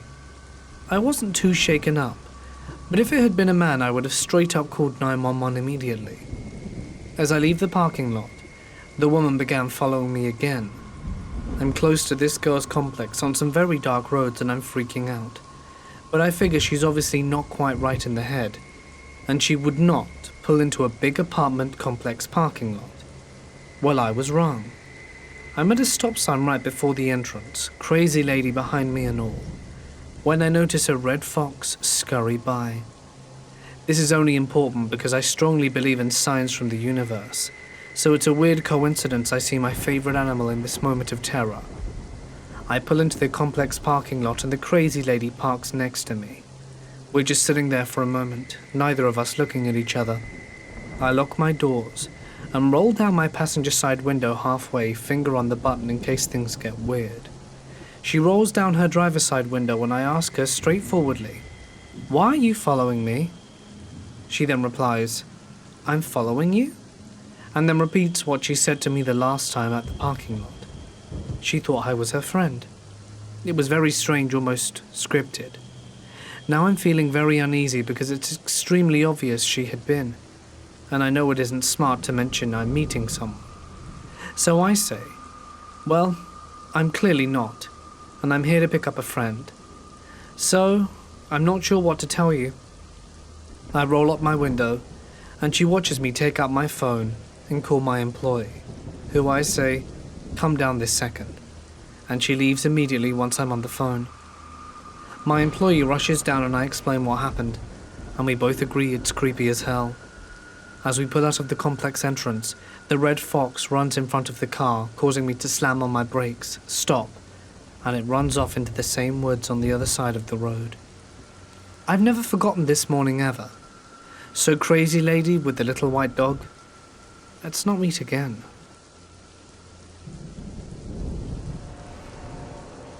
This happened back on Christmas 2019, which means that it got dark outside pretty early. I've always enjoyed the dark, and you can say that I'm quite the horror fan, so I don't usually get scared that easily. Back then I was doing a robotics after-school activity with two of my friends. I don't anymore since the whole quarantine thing happened. I always took the school bus to go home, but it left me a little further away from my home because the bus driver needed to go a different route to leave the others, which meant I had to walk along 3 different streets in order to get home. As I said, I enjoy the dark, but in that particular place, it made me feel uncomfortable. That place being the first road I had to walk. It had only a few lights and was very long, but the thing that made me really uncomfortable was the fact that you would barely see other people. For the most part, every time I had to walk down the street, I was alone. The day the incident happened, I was about to start walking towards the buses because we were finished with our lessons. On my way, I was talking to a friend. We were basically chatting about what we were going to do in the afternoon, when out of nowhere I decided to tell him about the street. He seemed to make fun of the fact that it gave me chills, and I laughed too just because I didn't want to start an argument. At least, that's what I remember thinking. It was about 5:10 when the bus started to leave the school. It usually is about an hour and a half ride because of the amount of kids they have to take, but I had no problem with that, and I just sat and did my own thing, listening to music and drawing on my sketchbook, and had a little chat with some people on the bus to kill some time. It was around 6:30 when I finally arrived at my stop, and as usual I had plenty of walking to do. The area was pretty illuminated as always, but when I started walking down the street, it felt like the power went down or something. As I walked deeper in, I started to lose the light of the area I started from. Now I know that some of you are probably going to be thinking that if this road bothered me so much, why didn't I tell my parents so they could change the stop or something? I was just shy to tell anyone really, in the fear that they'd make fun of me. Well, what I experienced didn't make it hilarious at all. As I was walking down, I thought I saw this old lady coming my way from the distance. I didn't think much of it.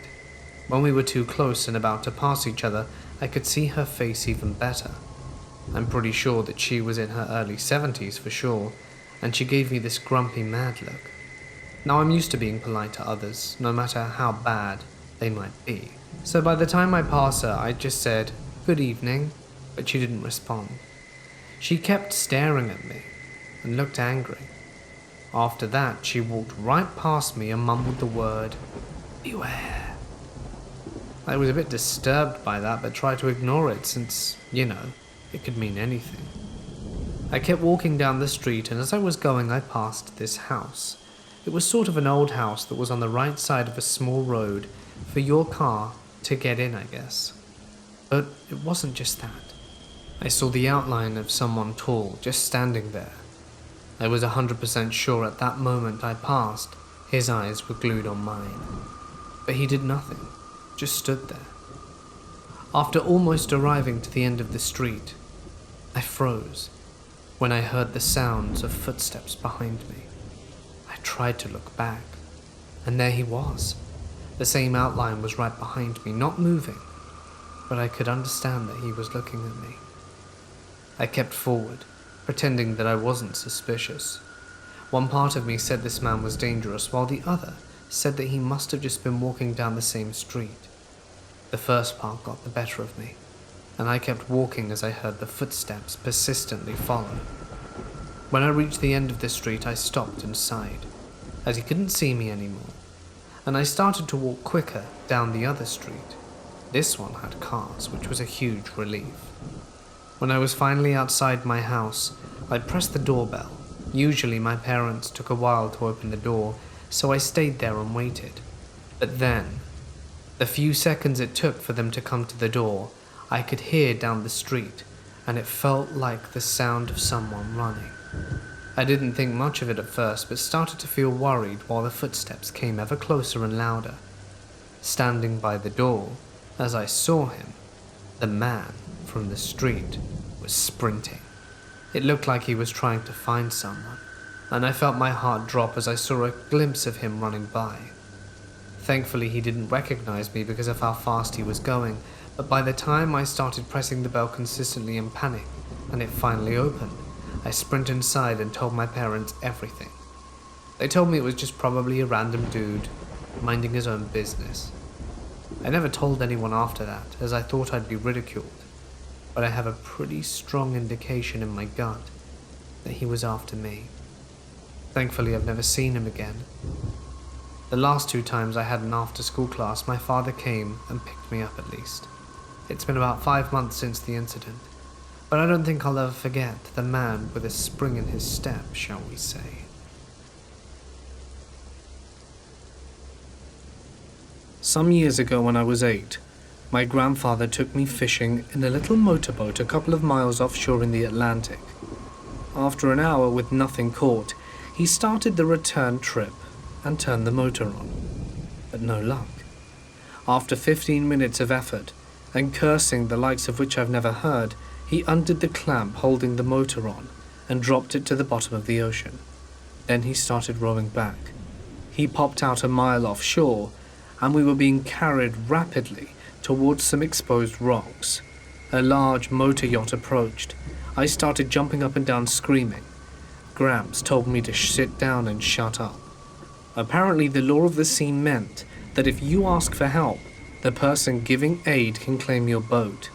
So we waited until they offered help and got towed in.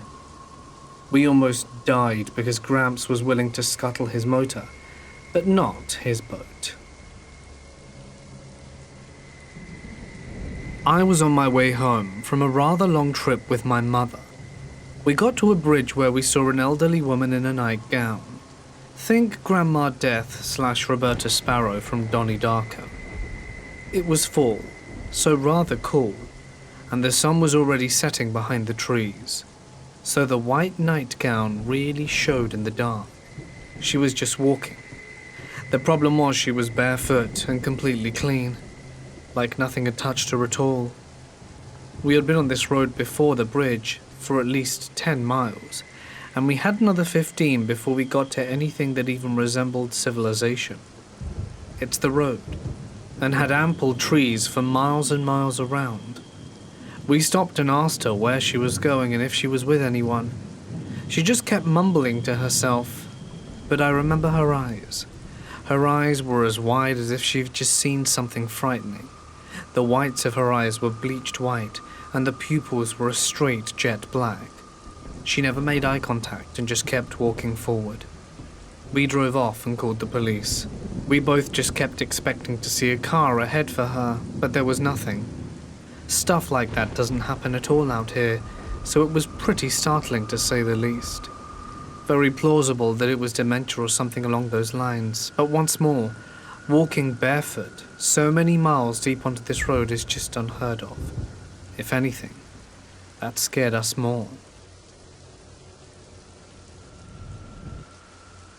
On our drill ship that was built in China, we noticed on the drawings there was a room. We went to look at it and couldn't find an entrance, but the spacing was obviously there, and there was an extra room. It might not sound so creepy, unless you've been in these shipyards where two things are known to happen.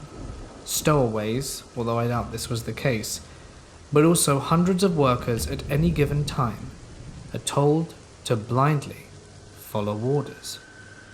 You see, when you're building a ship, all projects are almost happening at the same time. It's not always a ground-up situation. People would be welding crane masts while others are under it, welding the floor beneath. There are literally hundreds of people all working on it at the same time. This room had no outer welds whatsoever, which means the welds are from the inside. The theory is that they all welded the different pieces together without realizing they weren't leaving themselves an opening, because they all have different jobs and typically don't collaborate. Because the room is sealed on all 6 sides, to our knowledge, I doubt it was all 6 sides at once. It would have been the last 2 sides and them thinking the other was leaving an opening. I hope that explains it. There's only one possibility that there's an opening between the room and the hull, because it does look sealed at the bottom and top, due to the size of the ship. I can't rule out it absolutely went all that way to the hull just from looking at the deck above and below. The double bottom is inspected every so often by a third engineer.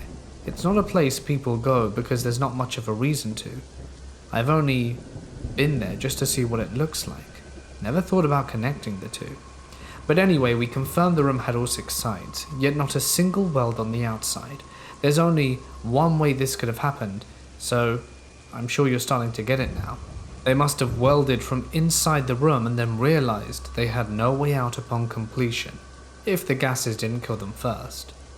It's extremely heavy around that room. People say they hear things, and I definitely have. This isn't some old ship either. I rode this ship from China to Amsterdam after completion, and then the maiden voyage to America. I guess hauntings happen quickly.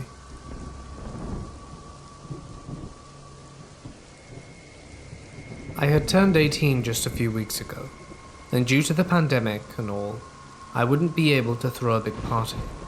So I just had 2 of my closest friends over, Melissa and Clara, who were also 18. We planned instead to have some fun for the evening before I turned 18, make a fancy dinner, and have some fun. We didn't have any alcohol.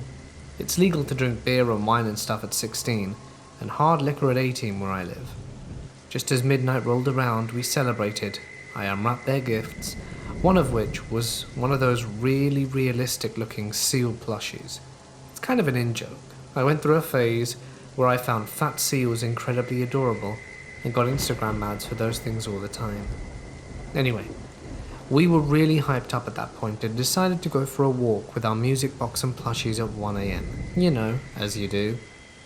And just for context, I live in a relatively small rural town next to a big lake. We get a bunch of tourists in the summer and also have multiple clinics around, one for eating disorders and there's another rehab center. But it's usually really safe, and especially at night. So there we are, dancing, singing aloud on the empty streets, just having fun and enjoying my newfound adultness. We pass a few people on the streets, but they all seem normal and nice, and it's generally empty and deserted. As we approach a big empty parking lot, which we needed to pass in order to get back to my house, I noticed a guy in a dark hooded pullover coming from the parking lot and crossing the street to the side that we were walking on. We turned the music down as he passed, and he greeted us briefly in passing, as it's customary to do here in the countryside. We also greeted the other people that we previously passed, and we greeted him back. He appeared to be in his mid-30s, but seemed totally non-threatening and normal to us at that point.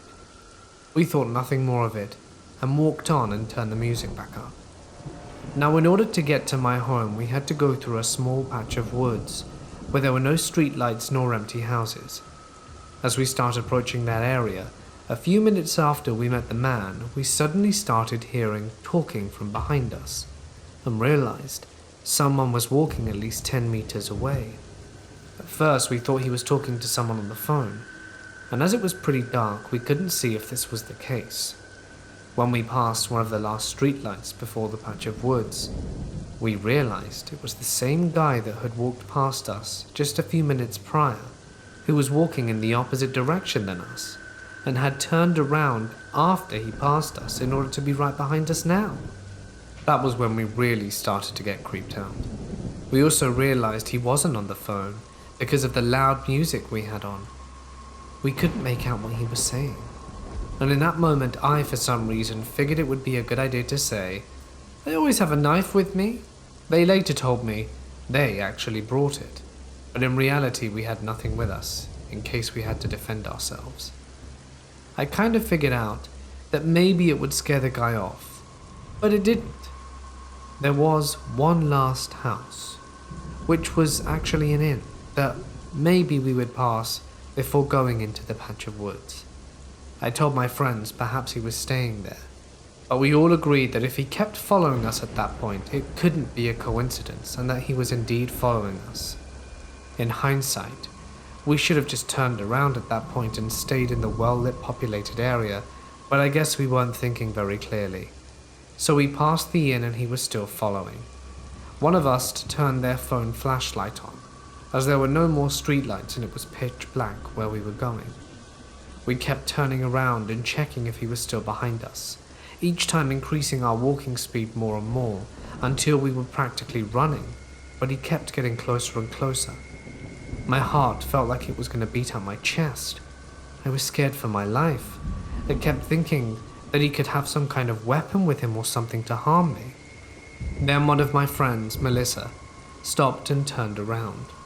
Clara and me stood a few meters behind her, and immediately the guy approached her, asking her if we had any alcohol or cigarettes. She answered in a totally sober tone that we in fact didn't have anything with us. He took a few steps towards her, asking again if we really didn't have anything that we could give him. Melissa answered more firmly this time that we don't have anything, and the guy seemed desperate. At that point, Melissa said she was ready to kick him in the balls if he even took another step. She actually does kickboxing and stuff, so knows how to defend herself quite well. But still, he was a grown man and probably had more power than an 18-year-old girl. Clara and me were just frozen, and didn't know what to do and just kept standing there saying nothing. He asked Melissa if we lived nearby, or if we were here on vacation, to which she answered that we lived in the area, but she figured it's better if he thinks we know the area and the people well, so he wouldn't get any ideas.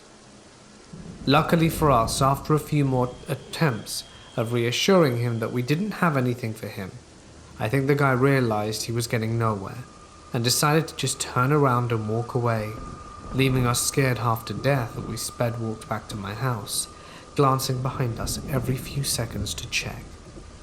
We arrived safely at my home, still scared, and I locked the door behind us and triple-checked it. I couldn't really fall asleep that night, always thinking that I heard something outside. So creepy grown man who decided to follow 3 18-year-olds in the dark, in the middle of the woods at night? What the heck were you thinking? I just had a run-in with the same middle-aged guy who had been showing up around me in a white Fiat today. Here's the backstory. The first time I saw him was while I was sitting at a red light near my house with my windows down a month ago. He pulled up next to me and started talking to me about how nice my car is, asking if I race it, and other questions along those lines. Totally didn't seem creepy at first. However, some days after that, I took a back road to my now previous job. As I'm coming down the road, the same car with the same dude pulls out behind me from an empty business parking lot. I could definitely tell it was him from looking in my mirrors. He continued to follow me to my work, but continued on straight when I turned into the parking lot. Little weird, I thought to myself, but hey, coincidences do happen, so I wasn't sweating it. Sometime after that, my buddy told me about an awesome Korean restaurant he went to, so I decided to take my girlfriend on a date there. Mind you, this restaurant is a good hour's drive away from my house and a totally different direction than my previous work. Probably 10 or so minutes away from the restaurant. Yet again, the same dude pulls behind me in traffic, doesn't pass me, just follows until I turn in and continues on straight. This is where I really start to get a weird feeling. Seeing someone in the same city isn't that weird, but I've now run into the guy in 3 very different areas. Now fast forward to today. I'm working a new job installing patio covers that require my boss and I to work in different customers' backyards, so I drive to the customer's house 1 city over and get to work. The day went well. I cleaned up and walked from the customer's backyard to the front where my vehicle is. As I'm walking to my car, I kid you not, this dude is parked out front of my customer's house, on the street, in the same white Fiat. This really creeped me out, so I kinda hopped in my car quickly and got ready to leave. However, he starts talking to me and said/asked almost exactly the same stuff he did the first time. How nice my car is, if I do street racing, and what had been done to my car. After a few questions, he drove off. In other words, he parked in an empty church parking lot up the road by the intersection that I needed to leave through. When I start driving, sure enough, I roll up to the stop sign and he pulls out behind me. At this point, I'm just not liking this situation at all. I didn't want this dude potentially following me home, so I got on the gas and got as much distance as I could from him safely. I really hope not to see the guy again. I could be overreacting, but I feel like there's no way this dude just accidentally follows me 4 times in a very spaced out location in a somewhat small span of time. It just doesn't seem right. It's not like I drove a Ferrari or anything. I had a Miata and a Focus ST. Nice, sure, but nothing really that special or out the ordinary. I was in Bermuda in the off-season with my parents and little brother. I must have been about 5. I remember the hotel was empty, and a man with a red vest shirt got me some milk. The beach was empty. Just so you know, most of this place was empty. Cheaper for us, perhaps, to go. I was on the beach with my parents, and my 2 to 3-year-old brother was with them. I ran off to explore, and saw my mum on the beach. "Come on, Nate." There was a thick area of scrubby bushes and trees along the beach. She went up to it. There was this cement square with pipes or vents or something coming out of it. She stood there, then saw me coming and kept walking into the thicket. I thought something was wrong, but didn't want to be defiant. So, I pretended I was really interested in the pipe thing and said out loud, "I wonder what those are for." So if she got mad, I could say I was interested in the pipes or something and not just disobey. As soon as she went out of view into the thicket, my dad came up from the beach into where I was and yelled, "What have you been doing? Don't wander off like that." He took my hand roughly and led me back to the beach where my mother and brother were. I still don't know what the hell happened. The woman looked exactly like my mum, but just felt wrong. This last December, a group of friends and myself decided to take a trip up to northern Michigan to visit some family from southern Oklahoma. Now, the drive up there typically doesn't allow for a pass through Chicago, but we decided to detour and take a trip through the Windy City.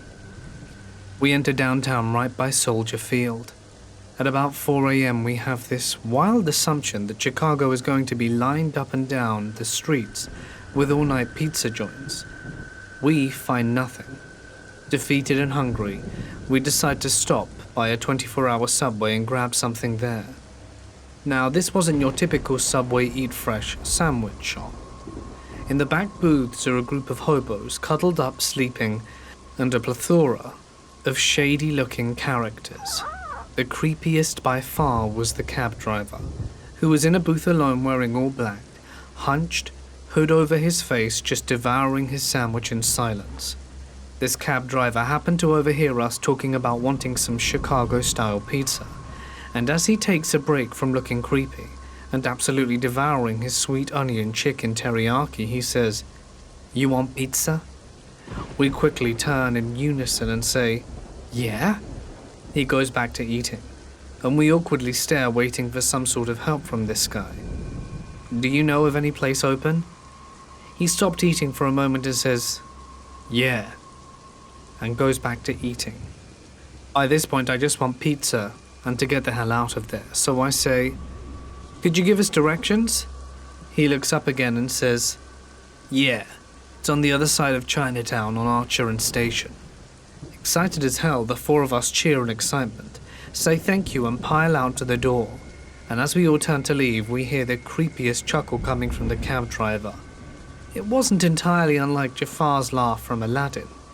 Shocked and a little scared, we all turn slowly on our heels and I say, "Why do you laugh?" He looks up and has this "I'm luring you into something horrible" look on his face and says, "You're not walking there, are you?" I reply with a "No," and he says nothing and continues eating. All of us being a little freaked out, we hurry to the car and drive towards our destination.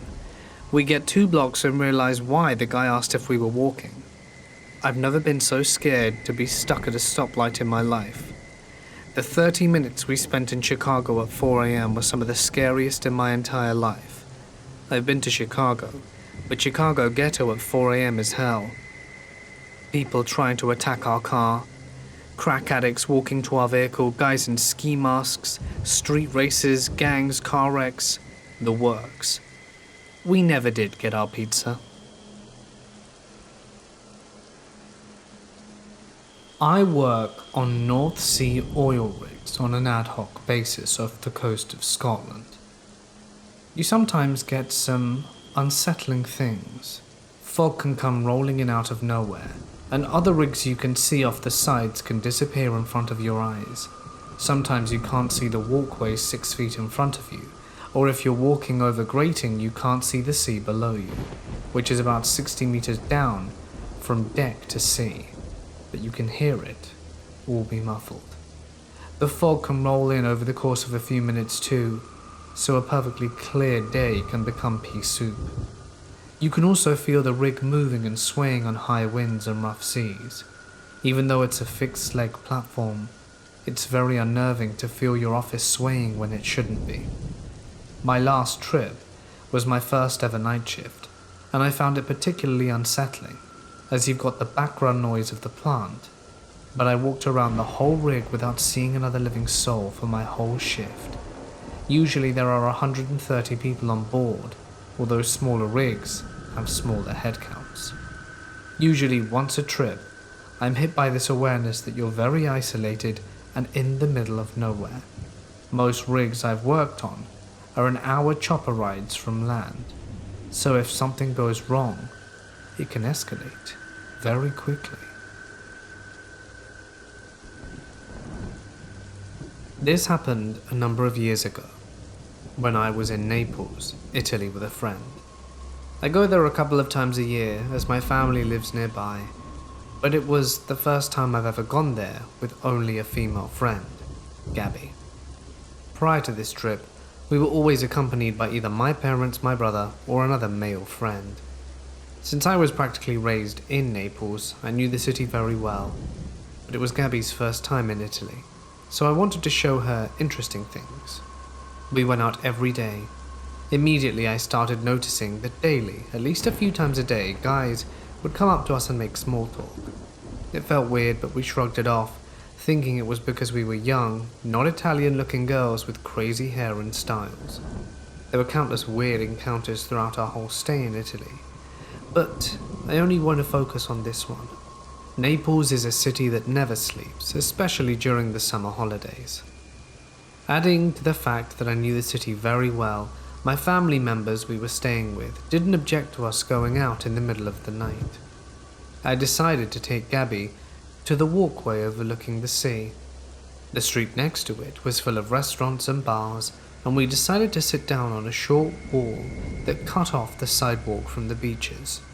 We sat there for a while, talking and enjoying the view. Once we turned back to the sidewalk ready to go home, we saw two people approaching us. One was a teenager around our age, and the other was a gross-looking man in his 50s. The teenager was silent the whole time, but the man spoke after just staring at us for way too long. Since my friend can't speak Italian, I was the one who had to talk to the guy. He asked us how old we were. I told him we were both 15. I said that in a tone that would just make him leave, since we were clearly underage, but he kept going. He asked if we wanted to go out for a drink. I reminded him that we were both 15, and therefore too young. So he asked another question, if we wanted to go to his hotel room around the corner to smoke weed. That was when I freaked out. Clearly his intention was to lure us somewhere, but managed to only get us even more grossed out. I once again refused, but this time sharply said that we were really needing to get home, because I told my aunt that we had to be back by a certain time. We stood up and gave our goodbyes. When I was about to turn around, the guy grabbed my arm, looked at me, and said that he just wanted to teach him how to speak better Italian, gesturing to the teenager. I'm also creeped out that he didn't call him his son or friend or anything, just him. Then we walked away. I took the longer way home on purpose just to make sure he wouldn't follow. I still don't know what happened back then first. First of all, why didn't he come back after I told him? I still don't know what happened back there. First of all, why didn't he back up after I told him we were underage? Second, why would he come up to us in order to teach the boy Italian, since none of us are Italian looking, and you can clearly see we're tourists? And last of all, who was this boy? Was he with this man? And what would have happened if he came up to someone else? Maybe someone drunk, willing to go somewhere with him. After this happened to me, my friend and I started to be way more careful, while being approached by older men. We immediately just say, "Sorry, no Italian," which usually made them go away since they didn't want to struggle with speaking in English. Anyway, now I feel safer walking around Naples with my parents or a dude I know, because no one ever approaches me while being accompanied by other people. I'm from Bay of Kotor, and have a sailing boat which I ride with my family almost every day in summer. At one time around 8 PM we were in the middle of the bay sailing home. The thing was, the bay was surrounded by mountains, so it was pretty dark, even if it was 8 PM. Out of nowhere this big wave starts appearing right next to us, and they appeared to be the kind of waves that were made from a boat. However, there were no big boats near us. On the last wave, I accidentally look up and saw this big wooden sail, bigger than my entire boat. I instantly looked down and saw this huge 18th century boat. And the moment I looked at it, it faded from existence along with the waves. It doesn't sound that scary in retrospect, but when you're out on the deep sea and experience something like this, it would freak anyone out. I used to work as a paramedic in a county an hour away and 2 counties away. I would have to start work driving at around 5:30 AM in order to commute the hour away and be on time. This day, I was one of the only cars on the road, which was normal. I pulled up to a traffic circle and noticed a van sitting in the circle waiting, but there was zero traffic. I found this odd and pulled up next to him and continued through the circle. He then began to follow me to the interstate, which I didn't think anything of. I was driving for about an hour and remember seeing someone near me as I went in and out of a pack of cars, still not really thinking much into it in my early morning brain. I pulled off the interstate and saw the van behind me. Now I was like, what are the chances of this guy following me for an hour to get here? And I became alert. I decided to pull into a gas station to see if he or she were following me, and of course it pulled in behind. I noticed it parked facing the storefront with its lights off, just outside of the lights of the parking lot. At this point I'm very concerned. It was Sunday, and I remember this because Chick-fil-A was closed. I got back in my truck and it began to follow me again. I shot one parking lot over to the Chick-fil-A and began speeding around the building in an attempt to get behind the van to get a tag. I was trying the entire time to use my cell phone to call the police, and I'm not sure if it was adrenaline or just a true glitch, but the phone wouldn't work. This happened a few times with the old phone years ago when I needed to pull the battery out to reset it. After several circles around this restaurant, just as I got behind the van, it took off heading back towards the interstate. It was one of the creepiest encounters I've ever had. Years later, I still wonder what his intentions were.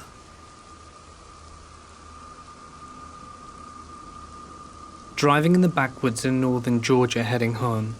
The moon is out, but this country-ass road has no streetlights, so basically my headlights are red. I can see silhouettes of things on the side of the road ahead of me. This massive shape comes out from behind a tree and begins squirming along the side of the road up ahead. I slow down and ponder if I want to go forward anymore, because while I had no idea what it is, I do know it's large, looks about as tall as my car, and just as long. I thought I saw spikes on the back and it's moving weird. I decide screw it and begin slowly going forward. I'm in the car. I can handle anything the state of Georgia can throw at me. Getting closer to the thing, I notice it's undulating funny. Turn ever so slightly to hit it with my headlights, and I see it's a deer trying to hump another deer, and I guess not quite getting there. I didn't stop laughing until I got home, because I was sure for a moment I was going to be attacked by some ancient, unspeakable horror. I was devastated when my father passed away, and I wasn't there to say goodbye, as I lived in a different state. After the funeral and I returned home, I started to find rusty quarters, not just one or two, but about 15. They were in the oddest places, like my bed, the guest toilet, the seat of my car, in the driveway. There were too many in such a short span of time that I had mentioned it to a friend, and she told me sometimes loved ones who have passed will send signs to let you know they're okay. I pondered that explanation and wondered if it were true, and that my father was still around me. A few days later, my best friend invited me to go to my favorite secret beach. I was having a hard day and was just down, thinking about my dad. Before I walked out the door, I said to my empty house, "Dad, if it is you, I could use a quarter, and I will know you are always with me, and I'll never doubt it." I really wasn't expecting a rusty quarter to appear. We arrive at the beach. It was a sheltered cove and nobody else was there except us. It was a cove I loved snorkeling at, but it was low tide, so I lounged in water at the shore. My friend is an avid crab hunter, catching them on the rocks and then letting them go. He told me to stop moping and come catch crabs with him. Reluctantly, I agreed. I set my sights on a small crab, and he scurried under an overhanging rock. I reached my hand back in the cave and stooped up the sand. I was sure I had caught him, but when I opened my hand, I saw a rusty quarter and cried. I still have 16 rusty quarters, and to some, that's all they are. But to me, that's proof that I'm not alone, and that my dad is okay.